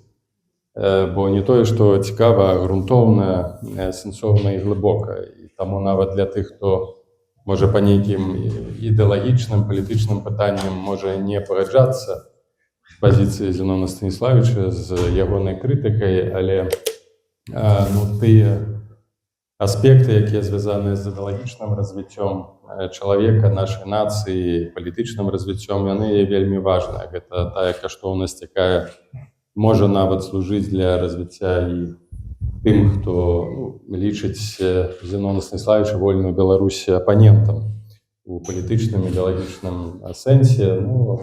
Я асабліва нічога кепскага ў тым, што паміж рознымі групамі палітычнымі на сённяшні дзень існуюць нейкія палітычныя супярэчнасці, не бачу, канешне. Гэта кепска ў сэнсе агульнай палітычнай барацьбы, але якраз такі ў палітычнай ідэалагічнай дыскусіі фарміруецца светапогляд. Без фарміравання цэласнасці, яснасці ў поглядах не тое, што цяжка будзе змяняць палітычную сітуацыю ў Беларусі, а цяжка і праблематычна будзе ствараць новую Беларусь, бо асноўная мэта і тых, хто сёння тут, і тых, хто, на жаль, знаходзяцца ў вязніцах, у тых, хто ў Беларусі, гэта не проста выкінуць Лукашенка. Гэта не самая вялікая праблема, хаця на сённяшнім гістарычным этапе, так, нам падаецца гэта цывілізацыйным выклікам. Насамрэч, цывілізацыйны выклік – гэта пабудаваць свабодную дэмакратычную краіну. Дзеля гэтага ўсе нашы ахвяры, ўсе гэтыя змаганні, усе гэтыя чаканні і цярпенні. І, на жаль, без фарміравання глыбокага светапогляду, калі ёсць разуменне таго, што асноўнай каштоўнасці з'яўляецца, акрамя жыцця чалавека, гэта дзяржава, і не проста дзяржава, а дэмакратычная дзяржава, пабудаваць такую краіну будзе проста немагчыма. Прыклад на сённяшні дзень адзін з самых яскравых – гэта Грузія. Паглядзіце, што адбылося. 2003-2004 год, дэмакратызацыя, рэвалюцыя Руж, першая рэвалюцыя, якая стала пачаткам каляровым рэвалюцыі на постсавецкай прасторы. Былі рэвалюцыі пасля 91-го году. Потым рэвалюцыя ва Ўкраіне, рэвалюцыя ў Кіргізіі, рэвалюцыя тюльпанаў, так званая. Была спроба такога ж фармата рэалізаваць рэвалюцыю ў Беларусі 2006 году. Магчыма, нехта з вас быў на плошчы ў 2006 годзе, я асабліва быў асабіста. таксама будаваў гэта. Тут сядзіць мой калега, таксама удзельнічаў у працэсе, называць прозвішча, думаю, не буду. Ну, усе бачылі, што гэта вось такая хваля, якая фактычна была дадзены пачатак у Грузіі. Потым Расія рэалізавала анексію праз вайну ў 2008 на Абхазіі і паўднёвай Асетыі. Ну і выдавалася ўжо нішто не штурхне Грузію у абдымкі Расіі. Ну, здавалася, усе ёсць магчымасці пабудаваць дэмакратычную краіну. Ёсць інстытуты, Грузія лічылася нават у параўнанні з Украінай больш празаходняй, больш праеўрапейскай, нават так званыя у пазітыўным сэнсе варягі, так, з Грузіі пасля рэвалюцыі 2014 году у краіне прыехалі дарадцы, займалі нават пасады ў украінскіх міністэрствах, пераносячы нібы досвед дэмакратыі і пабудавання новых інстытутаў ва ўкраіну. Той жа Міхаіл Саакашвілі атрымаў грамадзянства і нават быў кіраўніком адэскай выканаўчай абласной рады. Ну, нічога ў яго не атрымалася, канфлікт, вярнуўся ў Грузію і зараз знаходзіцца ў вязніцы. Вось і што, як магло так адбыцца, што краіна, якая ў гісторыі не адзін раз цярпела ад расійскай, там, царскай, бальшавіцкай улады і расійскай, зноў такім вельмі хуткім часе вяртаецца, па сутнасці, праводзіць прарасійскую палітыку. Ну, гэта сведчанне таго, што Расія нават слабая у сэнсе, калі вядзе вайну і нібы занятая другімі справамі, у стане весці гібридныя войны ў розных накірунках і ў розных краінах. У Малдове зараз будуць парламенцкія выбары. Тое, што Майя Санду выйграла на прэзідэнцкіх выбарах, далёка яшчэ не факт таго, што Расія не возьме рэванш. Вельмі моцныя рэсурсы задзейснены. Праз банкі у Малдове, праз банкі выплочваюць людзям, плоцяць за тое, каб яны галасавалі за патрэбнага кандыдата. І ўлады не ў стане нічога зрабіць. А чаму? Таму што эліты не перафарматаваліся, не было часу перафарматаваць эліты. Больш таго, ёсць мясцовыя алігархі, крымінальныя бізнесы, якія завязаны на Расіі. Расія выкарыстоўваюць розныя метады гібриднага ўплыву. Ад мафіі, крымінальных структур да звычайных інстытутаў, Россотрудничества, Русский мир, Центр культуры і навукі, праваслаўная царква, адзін з асноўных інструментаў уплыву. Так, расійская, беларуская, на жаль, ну так гістарычна склалася, беларуская праваслаўная царква Маскоўскага патрыархату — гэта асноўная зброя, якой Расія карыстаецца. Мы былі ў Пячэрскай лаўры, нам паказалі гэты альманах, калі лаўру ўрэшце рэшты, то і не ўсю. Верхняя лаўра знаходзіцца ў руках украінскай улады, а вось ніжняя лаўра, там усцяж Маскоўскі патрыархат застаецца. І яны не могуць ніяк працэдурамі, павінны прайсці ўсе гэтыя дэмакратычныя працэдуры, забраць цалкам Пячэрскую лаўру і пад кантроль украінскай праваслаўнай царквы, а за час, пакуль там быў Маскоўскі патрыархат, было вельмі моцна знішчаны вось гэтыя печоры, вельмі шмат пабудавалі яны сваіх камерцыйных будынкаў, фактычна знішчыўшы каштоўнасць археалагічную часткі лаўры. Так вось там быў альманах праваслаўнай царквы, дзе святы, дзе як там жыцця святых. На апошнюю старонку перагартаеш, там тэлефоны. Тэлефоны Міністэрства абароны, наўпроставы, тэлефон у галоўнае ўправленне выведкі ГРУ, главное разведывательное управление, тэлефон у СВР і тэлефон у ФСБ. Просто апублікаваны ў альманах. І яны там розныя матэрыялы друкавалі гэтак. То бок, калі і тое, дзякуючы таму, што ў Украіне былі свой гістарычны працэс, удалося сфарміраваць частку эліты, якая ўтрымала дзяржаву, хаця б частку, так, пад нацыянальным сцягам, без якраз такі вось нацыянальнага усведамленне, фарміраванне нацыянальных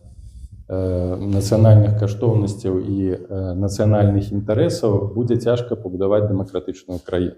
Вельмі цяжка.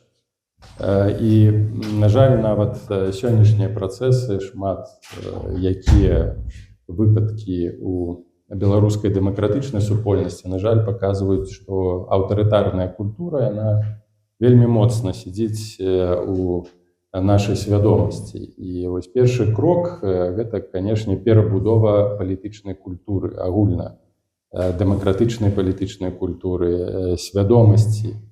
Гэта фарміраванне нейкага палітычнага этасу, нейкага журналісцкага этасу, калі на першым месцы не павінна быць сенсацыі, так, а павінна быць усё ж такі вывераная інфармацыя, праўдзівая інфармацыя, без маніпуляцый, без, на жаль, з гэтым вельмі часта сутыкаешся, калі вырываюцца фразы адмыслова, з выказванняў перакручваюцца, гэта стварае сур'ёзныя канфлікты ўнутры дэмакратычнай супольнасці паміж рознымі групамі. Гэта недапушчальна. Журналісты беларускія тым больш так рабіць не павінны. Тое ж самае так не павінны рабіць палітыкі, і так не павінны рабіць дэмакратычныя дзеячы ці прадстаўнікі дэмакратычных арганізацый. Тут і зараз у нас іншых магчымасцяў не будзе. Тут і зараз фарміруецца будучыня Беларусі. У сэнсе свядомасці, у сэнсе культуры, другой магчымасці, другога часу, другога перыяду, калі пабудавалася дэмакратычная культура, дэмакратычная супольнасць у нас проста не будзе.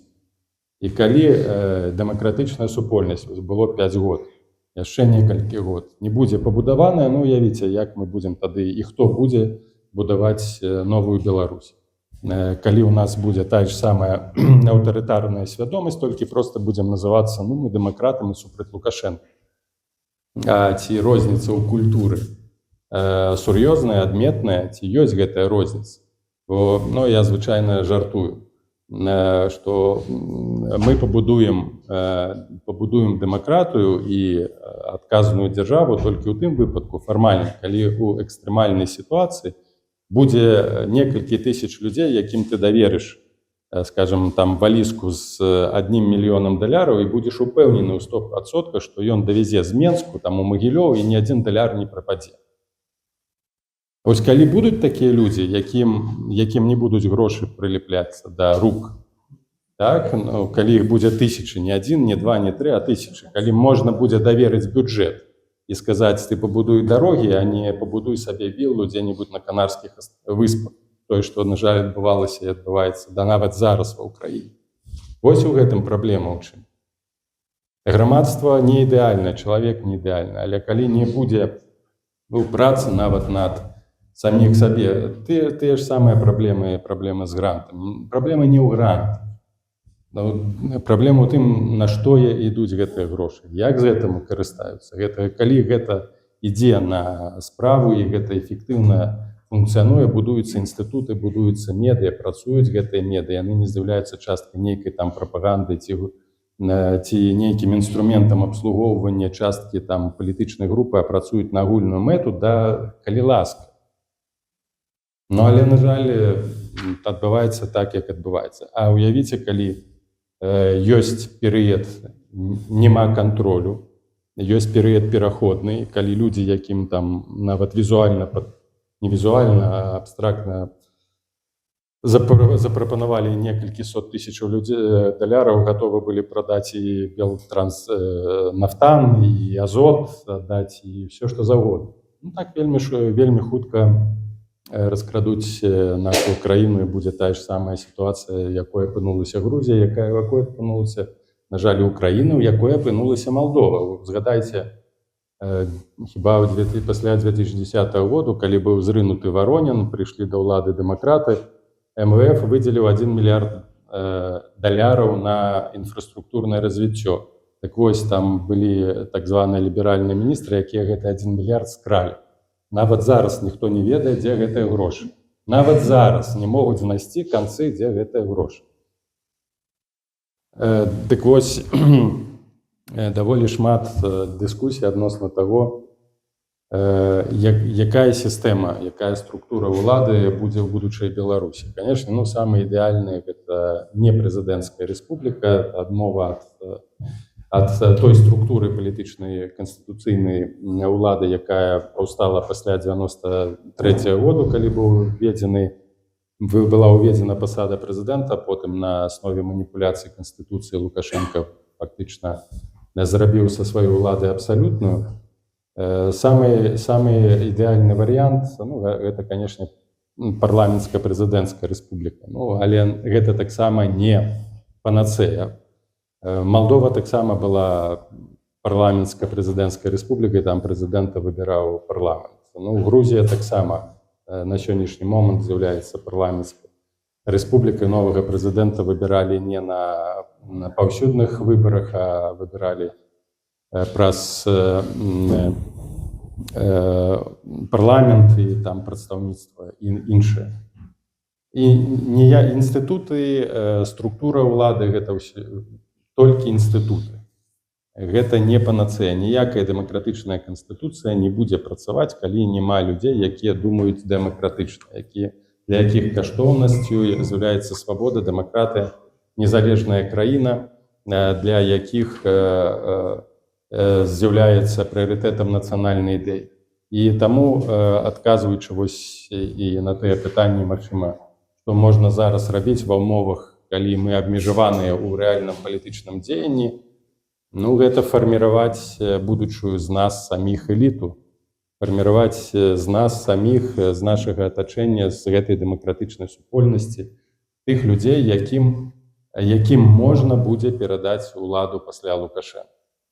Без гэтай моцнай супольнасці дэмакратычнай, без адказных палітыкаў, без адказных структур.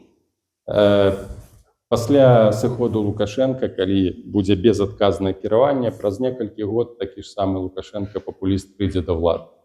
Толькі адказная дэмакратычная супольнасць, інстытуты, арганізацыі змогуць пабудаваць незалежную, дэмакратычную, свабодную, вольную Беларусь. Дзякуй.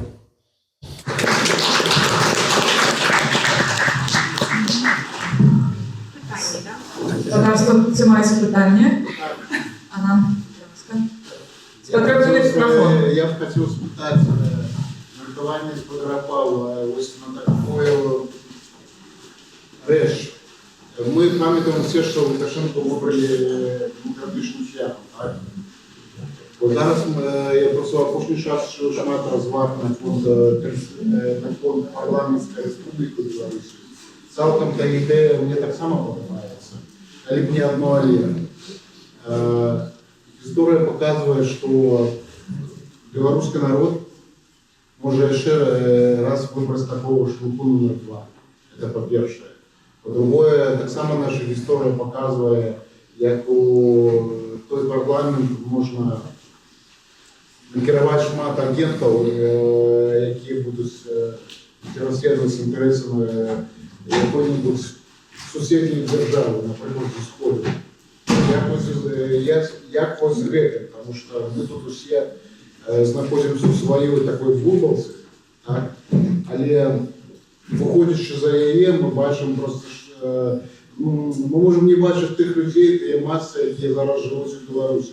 І коли вони знову отримають виборче право, вот так вот, то ми можемо просто ще просто по одному вітку пойти. Буде така ж сама диктатура. Ось в этом питанні.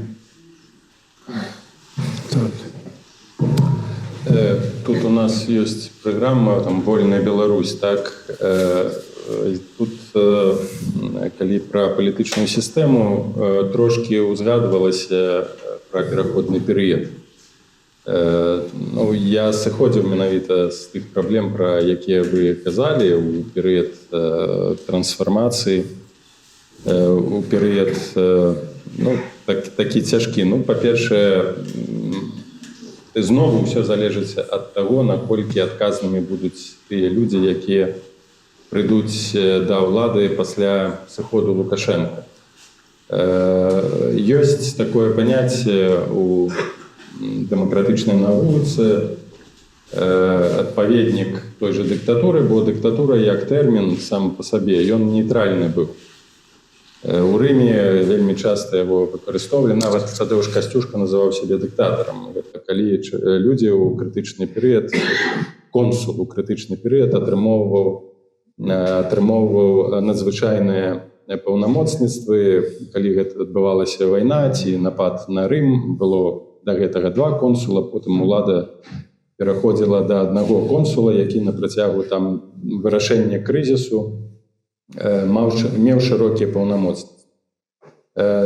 Канешне, на сённяшні момант гэты тэрмін цалкам дыскрэдытаваны, ужываць яго мы можам толькі ў негатыўным аспекце, але ў навуках палітычных ёсць іншы тэрмін crisis government, крызіснае кіраўніцтва. Так? І у адпаведнасці з пэўным перыядам, такі прыклад быў пасля рэвалюцыі ў Кіргізіі ў 2010 годзе, калі на працягу паўгады ажыццяўляліся трансфармацыі канстытуцыйныя, інстытуцыянальныя, менавіта вось такім крызісным кіраўніцтвам. Я лічу, што на працягу мы можам і павінны мець гэты перыяд на працягу як мінімум 6 месяцаў, каб уступна реалізаваць пэўныя крокі для недапушчэння рэваншу. Так? Рэваншу з боку, скажем, тых сіл, якія б хацелі павярнуць аўтарытарную сістэму ці захаваць гэту аўтарытарную сістэму. Максімальна абмежаваць расійскія ўплывы, абмежаваць тыя групы на прававым узроўні, абмежаваць тыя групы і алігархічныя, і палітычныя, якія былі звязаныя з Расіяй ці могуць быць звязаныя з Расіяй. Таксама трэба правесці пэўную ілюстрацыю ў спецслужбах, у сілавых структурах дзеля таго, каб іх не выкарыстоўвалі супраць новай улады. Гэта велізарны пласт працы, і да гэтай працы, канешне, трэба рыхтавацца зараз.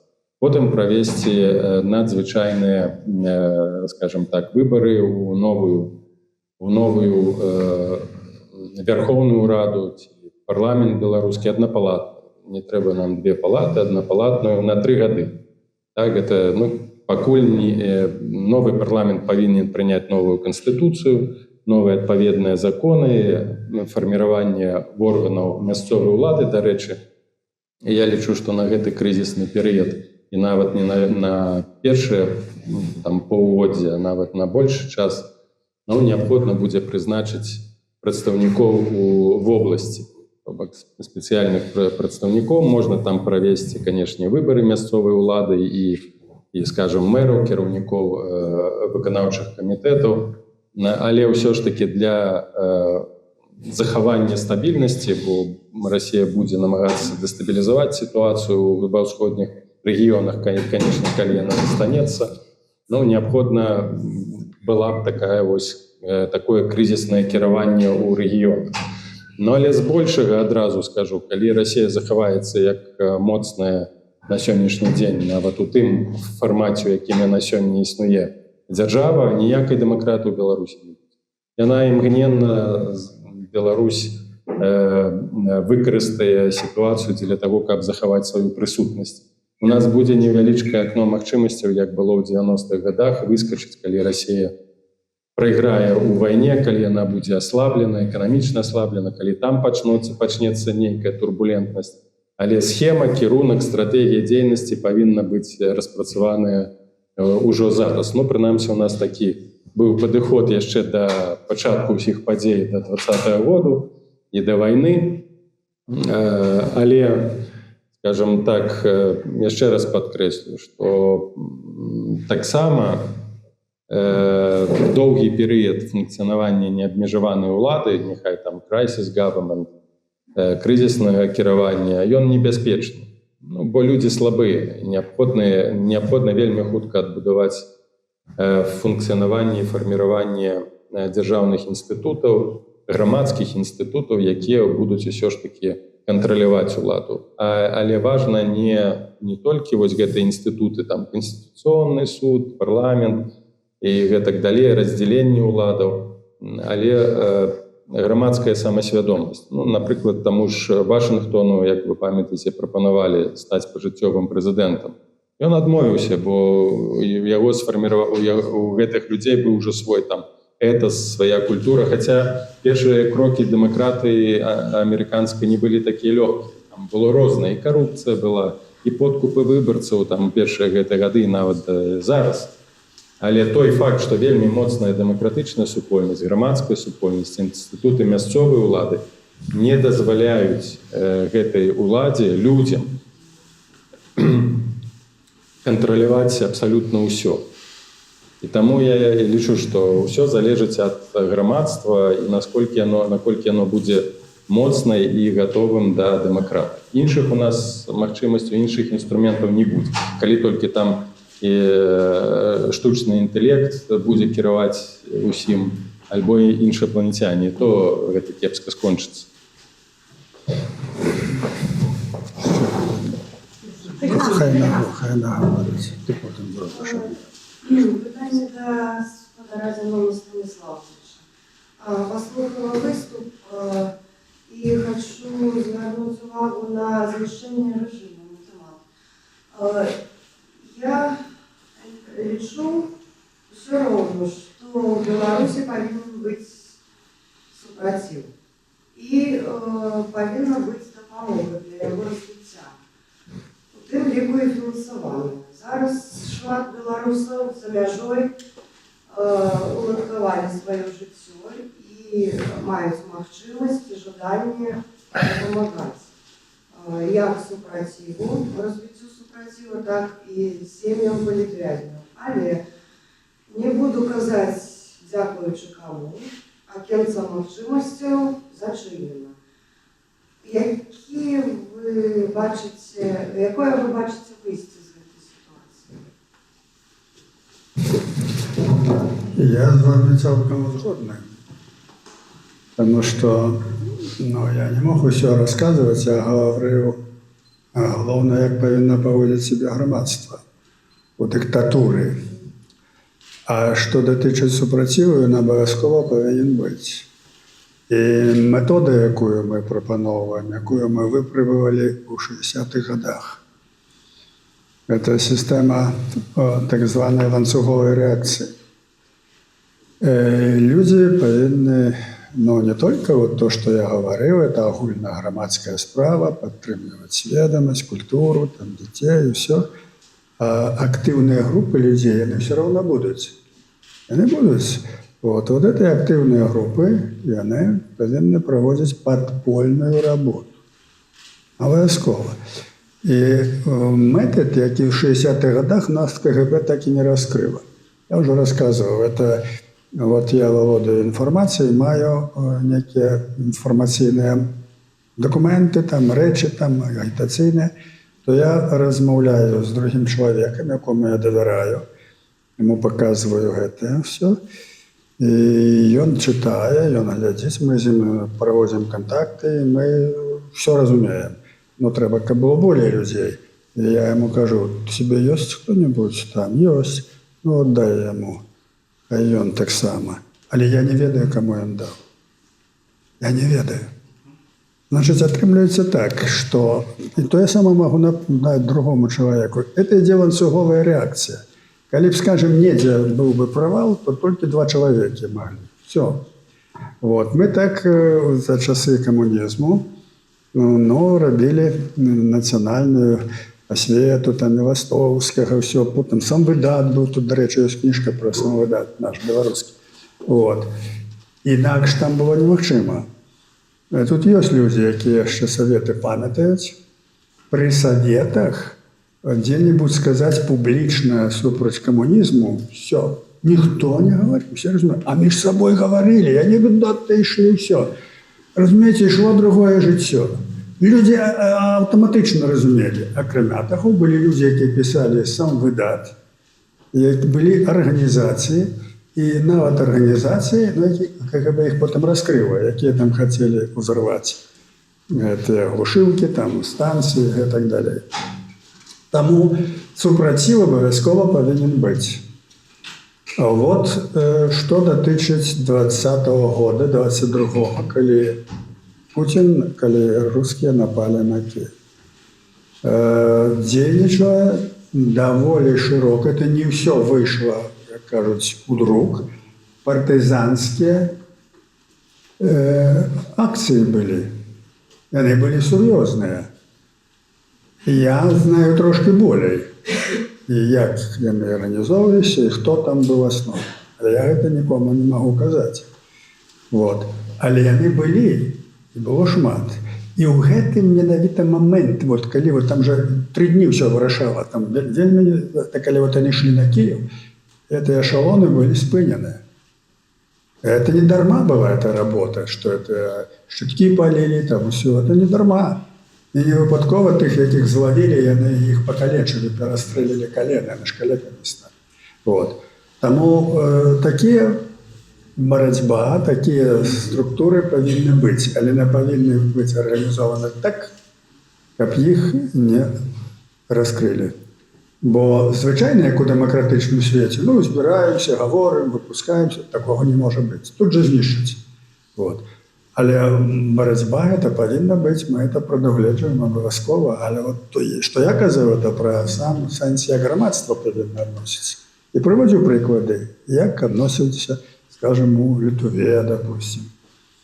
Це такий приклад вельми характерний. Одночасно у їх були організації, я пам'ятаю, ну, мав я тоді ще був молодий, контакти з людьми, які мали дочинення до районної комуністичної влади і до міністерства.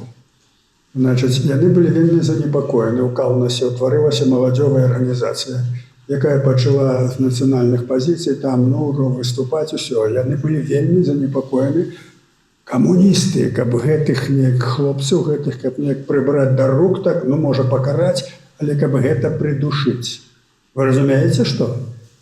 И они разумели, что это не такая борьба повинна быть. Як только они спровоцировали репрессии. Вот. Тому борьба повинна быть обов'язково, я з вами згодний, тільки вона у гэтых ситуаціях повинна мати свої форми. Вот. Мне?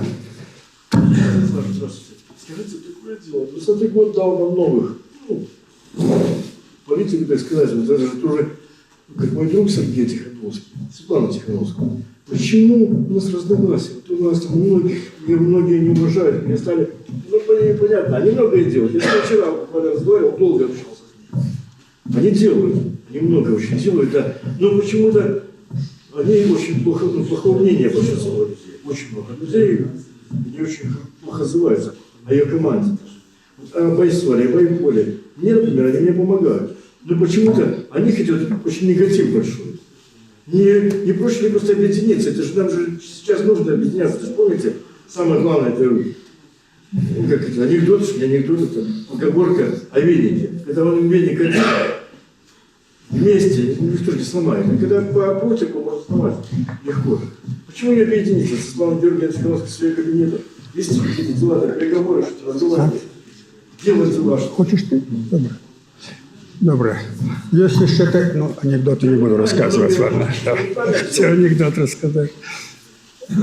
Гусов хоче сказати на ваше питання. Ну, насамрэч, спробы былі і рабіліся, і неаднакратныя спробы. Я фактычна ад самага пачатку быў у той так званай групе аналітыкаў, за якое атрымаў 11 год. І канкрэтна прапановваў стратэгію дзеяння яшчэ ў жніўні-верасні 2020 года. Гэтая стратэгія палягала на 3 важных пунктах.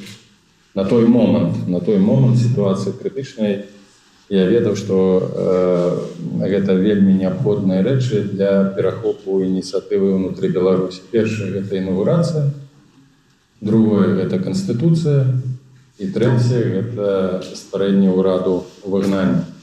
Адразу на той же самы момант, і гэта магло перахапіць сітуацыю ў сэнсе сімвалічнага ўплыву на сітуацыю ў Беларусі, тым больш, што беларусы гэтага, якія выходзілі на плошчу, чакалі.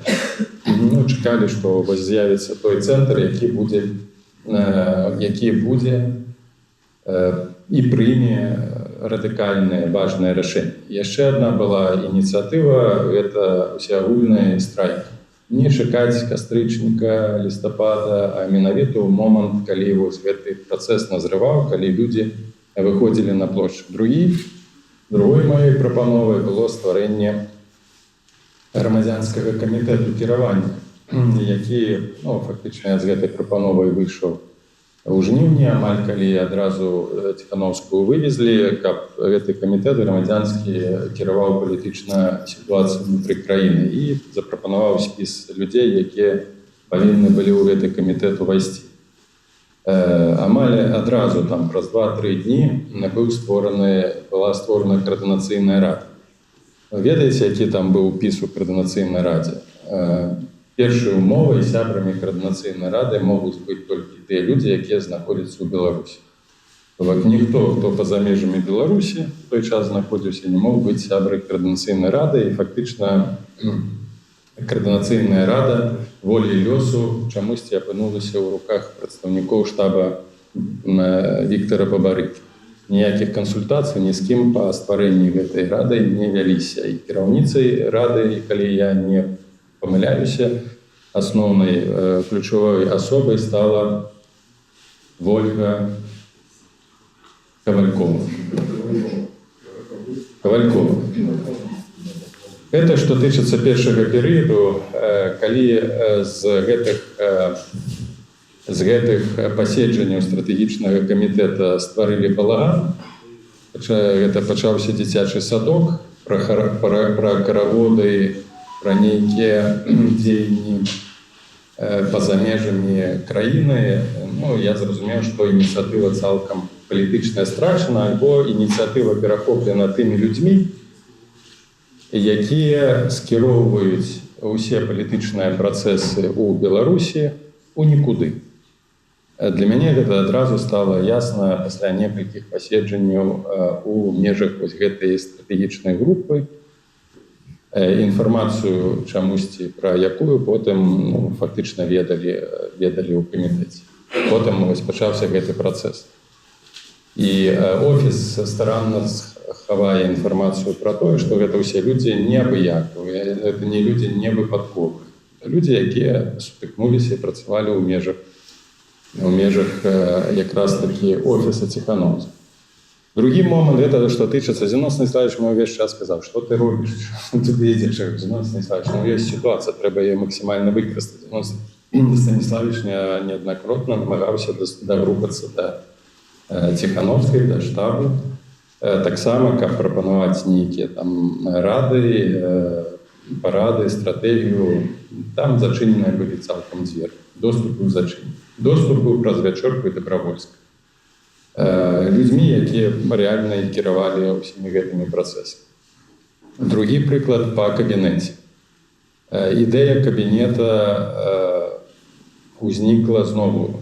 Я напісаў артыкул у кастрычніку 2020 году пра сетевую дзяржаву, сеткавую дзяржаву, і дзе запрапанаваў структуры, якія ў розных кропках паўзнікалі. Я тады быў яшчэ і, дарэчы, супрацоўнічаў з Павлом Латушкай і рэкамендаваў усё тое, што яны не зрабілі.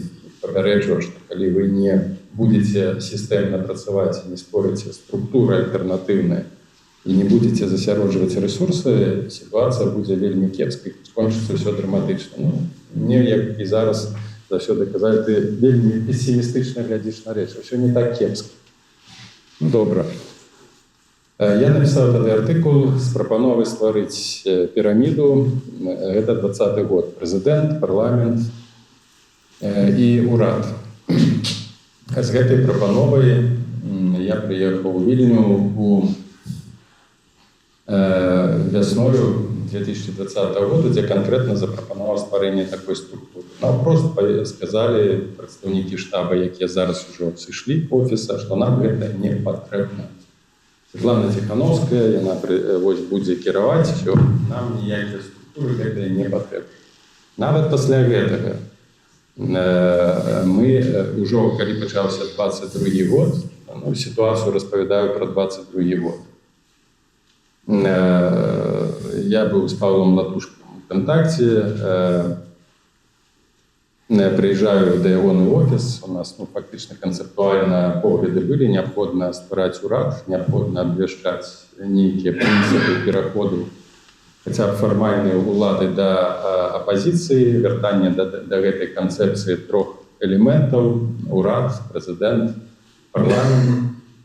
Лукашенко цалкам страчвае легітымнасць, суб'ектнасць, гэты ўрад можа быць прызнаны, і гэта ўжо вельмі моцны штуршок для таго, каб далей дзейнічаць.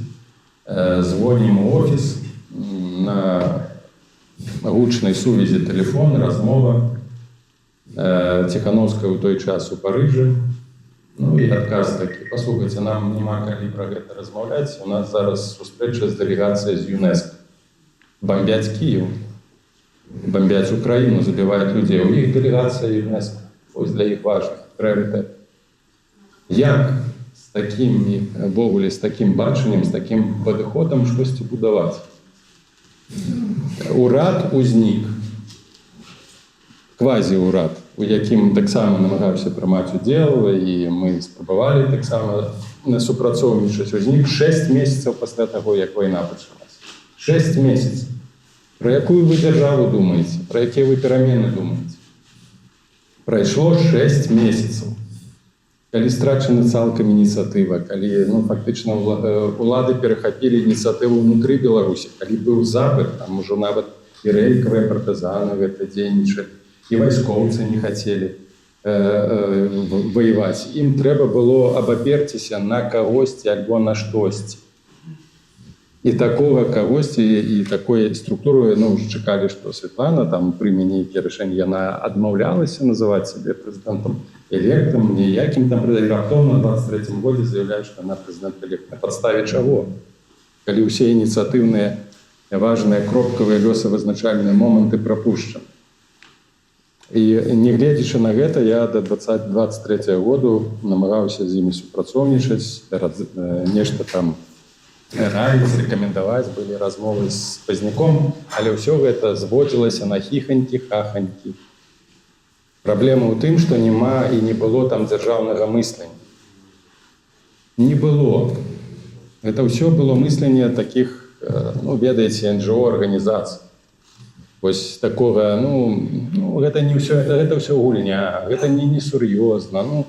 А там хтосьці патэлефануе, хтосьці запросіць, кудысьці прывязуць. Вось калі ў людзей няма дзяржаўнага мыслення, адказнасці за рашэнне, такія рашэнняў не будзе і вынікаў не будзе. Таму не трэба казаць, што там не Зіносны Славіч, не я не супрацоўнічалі, не хацелі. Якраз такі там сказали: давайте, готовы, ўсё, што ёсць. Давайте працаваць, давайте выпрацоўваць стратэгію. Стратэгія, калі яна паўстала? Вы чыталі хоць раз стратэгію рэальных дзей? Яе няма. 5 год прайшло. 5 год. Не знаю.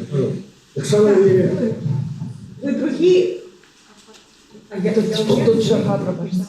Вы другие.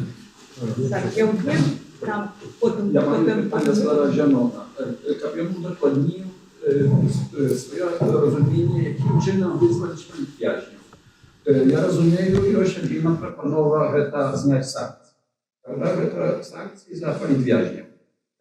Только что гроши за зняття санкцій пойдуть у кошелок Łukaszenki i wzmocnienie ułady. To jest naturalne.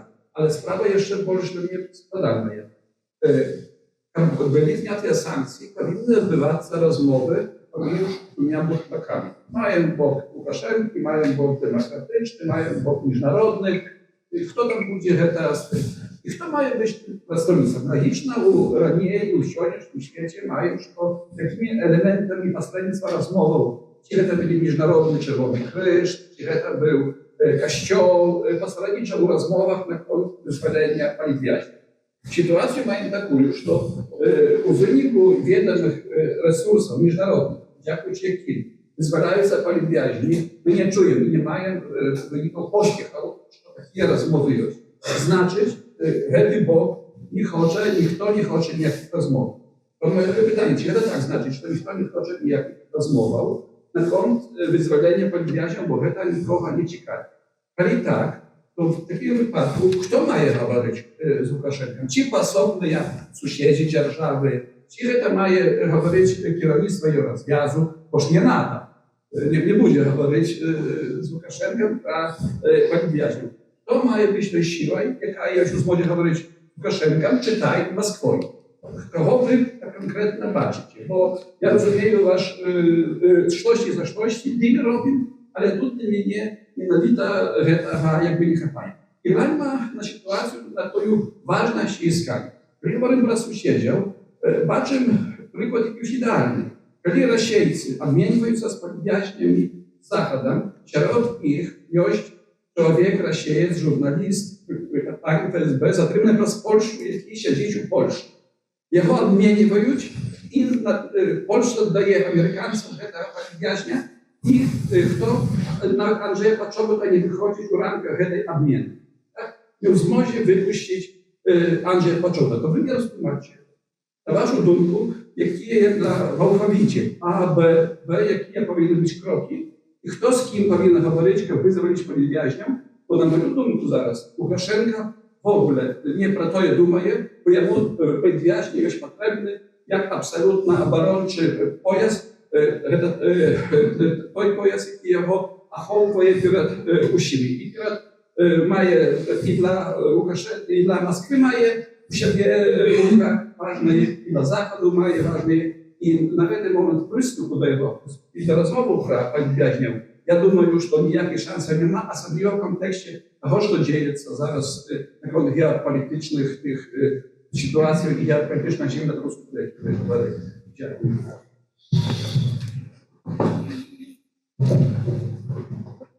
Лукашенко, конечно, это здрадник, это человек, який поставив тільки на свою владу, але не думайте, що йому приємно бути петлей на шиї. И он бы хотел быть больше самостоятельным. И он трапил в такую ситуацию, что он бы хотел знайти некую зачепку, щоб продовжити ту політику, яку він вів. Два криви, пам'ятаєте? Він із Заходом пробував, і там. І він ніяк існував, ніяк він умудрився. Ну тут його взяли за шкірку. І він, я думаю, ну я його ведаю просто. Тому, виходячи з своїх ведів, я міркую, що він розуміє, що коли він почне які різкі рухи, нерозумні, то його зустріне льос Литвиненки, Пригожина, Лебедя і так далі. Для цього бандита це вельми просто. Пішов на обід. Елементарна річ. Я думаю, він це розуміє. От. Тому він би хотів вийти з цього стану, але так акуратно, не як от капета, як кажуть, ну, не загриміти вельми глибоко. І прикметою цього з'являється, що він старається, дає різні, ну, такі сигнали, хотів би не як Захід, тут про Трампа починає говорити, от тільки що. Починає політв'язнів випускати. Розумієте, він дає такі сигнали. Ну і що? Заходня політика, особливо європейська, правильно ви говорите, вони мають зовсім друге мети. То, що я казав. Використати ненависть для Лукашенки, використати його і знищити Білорусь як державу, ослабити її, розбурити, щоб не мати проблеми. Для німців це задача номер один. А для поляків треба заховати нас. От що вони нам допомагають? Їм треба буфер, їм треба демократична держава. Німцям це не треба. Я про це не раз казав, коли Ганс Вік хотів мене підкупити. Що давай, от ми тобі там 30 тисяч тих самих в місяць дадим, переїдь, і тут будемо поляків душити. Вот. Я вже не хочу це повторяти, бо це вже відомо. Вот. Тому у цій ситуації Захід стоїть на позиції такої. Ніякого довіру Лукашенки, це диктатор, це обманщик, з ним не можна контактувати, тільки треба його душити. Це хороша позиція. І ён саўдзельнік у вайне, мы яго душым, мы яму санкцыі, мы яму і то. А што на справе атрымліваецца, я вам расказваю. Разбураецца дзяржава, дрэннае, кажуць, народу, все пайшло ў Расію, і нават нейкі момент быў, што нават ВУП беларускі пайшоў угару, ну, таму што заказы атрымлівалі ваенныя з боку Расіі. Вот. Ну, гэта ж з'ява як наркотык, потым канчаецца дзейнасць ЛСД і ўсё. Вот. Так вот, у гэтай сітуацыі Захад займае такую пазіцыю з гэтымі санкцыямі, ён не ідзе ні на кантакты з рэжымам, і гэта, ну, ўсё нішчыцца. Што мы прапануем у гэтай сітуацыі? У нас няма сілы збройнай, у нас няма фінансаў, і у нас няма ўлады. У нас ёсць толькі маральная пазіцыя, аўтарытэт і апора на разумных людзей. І таму мы ім кажам, і чаму мы хочам это пытанне паставіць, паказаць сітуацыю, што адбываецца. І калі вы за правы чалавека, беларусы чалавекі маюць правы, калі вы за гуманістычныя каштоўнасці, то спыніце эканамічныя санкцыі узамен за вызваленне палітвязняў. І другое, што ім трэба сказаць, палітвязні гэта не ў часы польскага ваеннага становішча, і гэта не вашыя палітвязні там прыгаворы Гаагскага трыбунала. Это геноцид. Вот мы приведем эти факты. И треба ратаваць іх жыцці і іх настрой. Вы маеце такія магчымасці.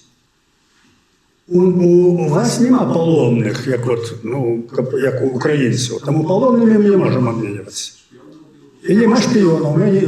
І Польша не злавіла, ну там няма. Не можам абменьвацца. Это адзінкі. Але у вас ёсць эканамічныя санкцыі, якімі самі зацікаўлены, каб яны былі зняты. І давайте пачнем з гэтага. Першы пункт. Контакты з гэтым рэжымам, каб спынілі рэпрэсіі і каб выпусцілі палітвязняў. Это все взаимосвязано. Потому что не можна так, выпусцілі палітвязняў, а не ставіць наступнае пытанне. Яны зноў набяруць. Вот. Таму контакты, яны прадугледжваюць пэўныя перамовы, умовы, прапановы па розных людзях. То, што не абнародуецца, но мы ведаем, як вядуцца перамовы. Мы ведаем, як это все робіцца. І ў іх это ёсць. І першае, што здымем санкцыі з Белавіі, выпусцім ўсіх палітвязняў. Это магутна. Белавія дае мільярд доляраў. Вот. А для народа это трэба. Вот першы крок. Мы... Добро, и слухайте далее. Я растлумачу. Это то, что мы сказали, вот это, что сказали, и они это могут нам не слухать. Вот так, из ушей это пошло, и все. Потому что мы для них ничто. Так вот, мы ставим задачу вытягнуть тех людей на Заходе, якія маюць грамадскі аўтарытэт. Это, перш за ўсё, друк прэсы, сродкі масавай інфармацыі. Вот калі гэтыя сродкі масавай інфармацыі, нашы ідэі, нашы патрабаванні падымуць, і яны стануць, кожны з іх хоча выбрацца, як кажуць. Існуе ж у дэмакратыі такая яшчэ рэч. Это мае значэнне для іх. І калі гэта пытанне паўстане, некаторыя з іх пойдуць на кантакт, на перамовы. Адзіны у нас шанс. Адзіны. Падрыхтаваць вот наши ідэі, нашу пазіцыю, наших людзей, якія сядзелі, і паставіць перад імі, сабраць людзей. Паглядзіце, што адбываецца. Людзі паміраюць, людзей нішчаць. Ёсць магчымасці. І гэтыя магчымасці, калі вы нават эту Белавію, і Лукашенко на гэта пойдзе. На гэта пойдзе. Не 100% можа яму Путін не дазволіць, скажем, да. Но ўсё роўна гэта, так сказаць, гэта прапанова. Гэта пачатак, тому што калі няма прапаноў, не вядзецца ніякіх размоў, няма, як кажуць, абмяркаюць, нічого няма. Пад ляжачы камень не цячэ вада. Пачніце гэтую, таму што, зноў жа, я паўтараю, гэта закладнікі. Это тэрарысты і закладнікі. Трэба весці адзіная магчымасць. Ну, калі нашыя аргументы скажем, знойдуць магчымасць, калі такія, можа, там, «Ля Фігаро», там, «Альпаіст», там, это ўсё, калі это падыметься, калі там засталіся яшчэ, то гэту пытанне можам падняць. І гэты маленькі шанс мы хочам скарыстаць. Можа, не атрымаецца, але мы хочам скарыстаць гэты шанс. Таму што калі у нас была ўлада, альбо, як сказаў Йосиф Виссарионович, сколько у вас дивизий, у нас была другая размова. А так мы можем скарыстаць толькі гэта. Вот такие наши спадзяванні націснуць на Захад, на яго грамадскую думку, на яго дэмакратыю. Бо дэмакратыя заходняя, наоборот, таким чынам зроблена, што кожны стараецца, як кажуць, мець сваё рэномэ, бо трэба ж быць выбраным. І ў парламент трэба мець падтрымку партыі, а друк мае вялікае значэнне на Захадзе. І калі мы знойдзем такую падтрымку і разуменне, вот, ён больш-менш свабодны все ж таки. Таму можна... В наших є ще некая організація міжнародна, є держава, яка не обанкрутилася, якої ви довірили, такий процес перемовив, якому визволення політв'язня взяла на свої плечі. Зараз можна? Ми зараз бачимо, що Лукашенко жадає продати гэты вибори і подає сигнали будучої адміністрації Трампа. Він показав 3 журналістів Радіо Свобода, так? Ось, я думаю, що ён на гэта разлічвае. Пытанне, ці гэты сігналы будуць пачуты. Яму не важно, там, прызнаюць, ніколі выборы не прызнавалі. Яму важно вярнуць прастору для манёвра. І я тут згодны, што тут немагчыма разлічваць на то, што ўсё вернецца да сітуацыі до 2020 года. Нічога не вернецца да сітуацыі 2020 года. Абсалютна нічога. Але калі хаця б, скажем, дыпламатычна адноўлены будуць адносіны, так, так, як яны былі там. Давайте паглядзім на чыгуначны транспорт. Хаця б вярнуць нават чыгуначнае спалучэнне пасажырскае. Чамусьці цягнікі кітайскія едуць, так, стоп, у Европу, а беларусы павінны стаяць у чэргах, так, па некалькі дзён, каб патрапіць на Захад, і візы адкрыць не могуць. Вось хаця б гэтае пытанне, нават пытанне ж санкцый не азначае, што ўсе санкцыі зняць. Не вядзецца гаворка пра персанальныя санкцыі, не вядзецца гаворка пра персанальны алігархічны бізнес. Вядзецца гаворка пра, прынамсі, тыя прадпрыемствы кропкавыя, якія з'яўляюцца для дзяржавы як такой вельмі важна. А Лукашенко грошай так атрымае. Ад крэдытаў кітайскіх, ад крэдытаў расійскіх, прадуючы нашу гаспадарку. Тут, канешне, ад кожнага крока ёсць і негатыўныя, і пазітыўныя вынікі. Але ў доўгатэрміновай прасторы, калі ўжо мінула 5 год, і інструменты гэтыя не прыносяць рэальнай карысці, людзей становіцца забітых больш, вязняў больш, эміграцыі больш, вымываецца ўсё з нашай краіны, то трэба хіба мяняць падыход. Але ви так само рішили, що медіація Костьола на узроўні Ватикана і на узроўні Зрошеного Крижа не має ніякого ефекту, не має ніякого значення? Не, гэта таксама добры. Касцёл можа быць як медыятар. У Беларусі каталіцкі касцёл баіцца падняць галаву. Калі ён падымае галаву, вот бачыце, што адбываецца. Яго ў турму і так далее. Таму пра беларусаў не можам гаварыць. Што датычыць нунцыі, яго ж няма зараз, так? Як паводзіць сябе каталіцкі касцёл у гэтай сітуацыі? Калі я пачну далей гаварыць, то пачну крытыку касцёла. Я каталік не маю права гэта рабіць. Так што тут выбачайце. Тут вы разумееце, што шансы у нас невялікія, таму што сілы у нас невялікія, але за намі праўда, за намі пазіцыя, і мы хочам знайсці апору на Захадзе. Перш за ўсё у сродках масавай інфармацыі, каб ціснуць на палітыкаў.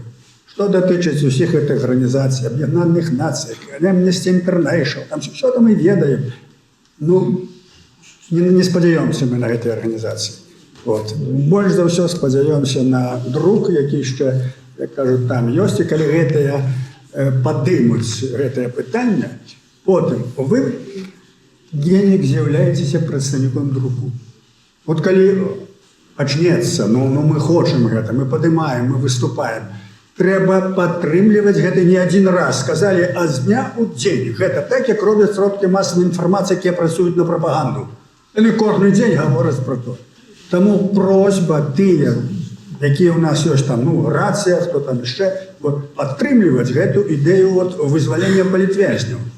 Бо гэта не просьба то, што мы гаварылі. І калі гэта будзе ўвесь час на парадку дня, на слуху, яно павінна быць на слуху гэта. Не можа, калі захад застанецца, і сродкі масавай абсалютна глухія да гэтай справы, ну, будзем шукаць другія шляхі тады, але мы здавацца не будзем. Але пакуль што у нас адзіная магчымасць такая. Сябры, да, апошні, там 2-3 пытання. Добре, Євген, Сергій, ви... Я уже не знаю, как это.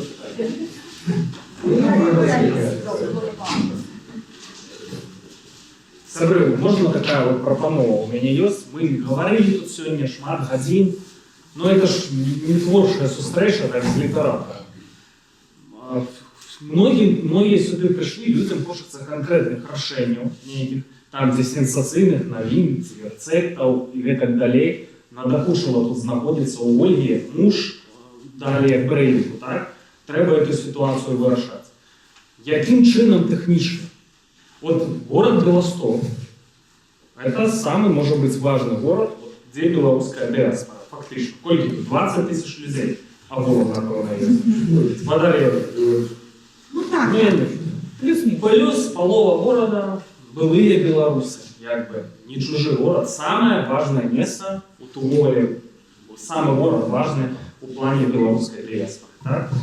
Вот так умовно скончился электоральный цикл. Так? Умовно для Захода была там, як президент-элект называли, там вот это вот офис Тихановской. Все побачили. Я не ведаю ваших поглядов, з моего пункта гледжання, вынікаў этих нема. Их нема абсолютно. Там были жудасные помылки с самого пачатку, вот с этими страйками, обстрыкались по полной программе. Полный нуль. Больше за то, у людей репутация вельми сумнівна, як для меня. Я не повинен так казать, я журналист. Тут давайте правду можемо видеть. Зроблено нуль. По політв'язням зроблено нуль. Режим закидывая зараз буде. Яны визволяють партіями людей. Не просто так, это видовочно. Напереди будет, раз сам не в бок, в окно махчимся. У сувязі з Трампом, войной, яно буде.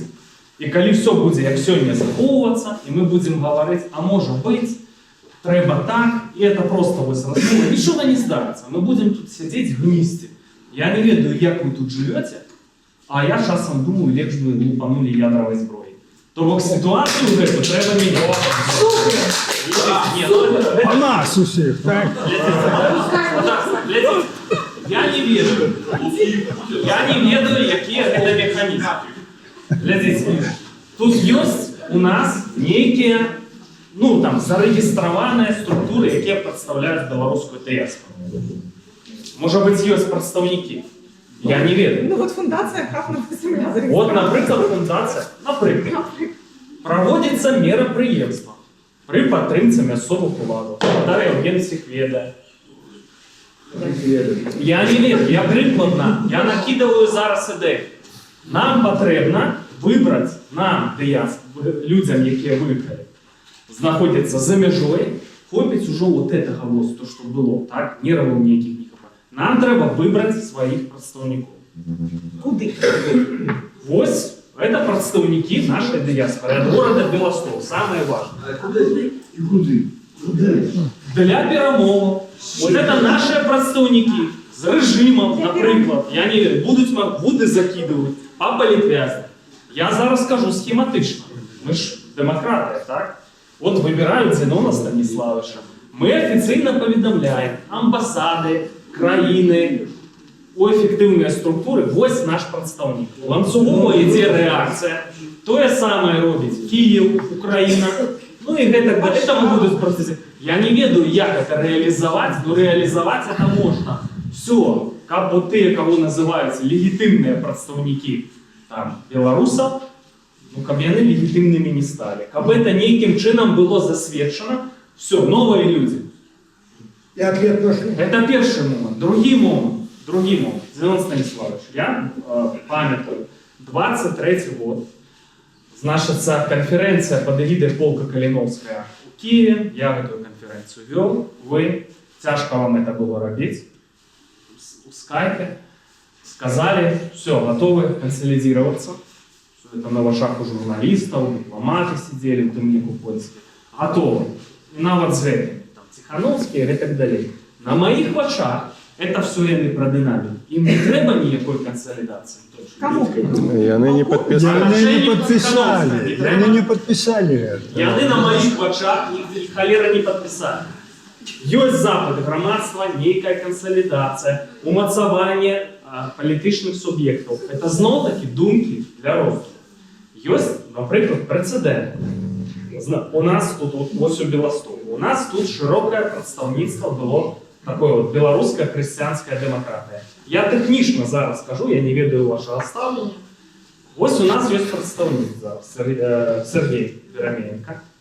Що вони роблять? Зараз вони от навіть у Європарламенті, Не пускають. вони у контрах, ну, був же Дмитров, з офісом Тихановської і так далі. У них широка коаліція некая. Я слабо розбираюся. Там, я так розумію, білоруська християнська демократія представляють інтереси Павла Северинця, авторитетного чоловіка. Там у них в этой коалиции, значится, Статкевича народная громада, там что-то страна для жизни. Я не разбираюсь, что это за страна для жизни. Но Какая? это зимой в широкой коалиции, и они уже в Европарламенте, в Брюсселе, я много фотоследов даже. Домовостольные люди. Момент для консолидации. Вот навод мы глядим на руку вольная Беларусь. Это я дорос думаю. А чому бы не запустить эту ланцюговую реакцию? Вам не сконсолидоваться разом, не об'єднати намагання.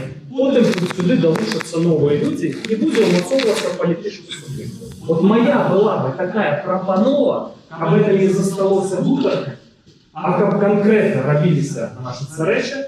І ось, а потім, я зараз схематично кажу, ось Зінон Станіславович, от, наш представник білорусів за межою для перемовин з режимом. Ну и, конечно, всех собак можно, вот, на Зенона Станиславовича. Можно? Можно? Я сгоден.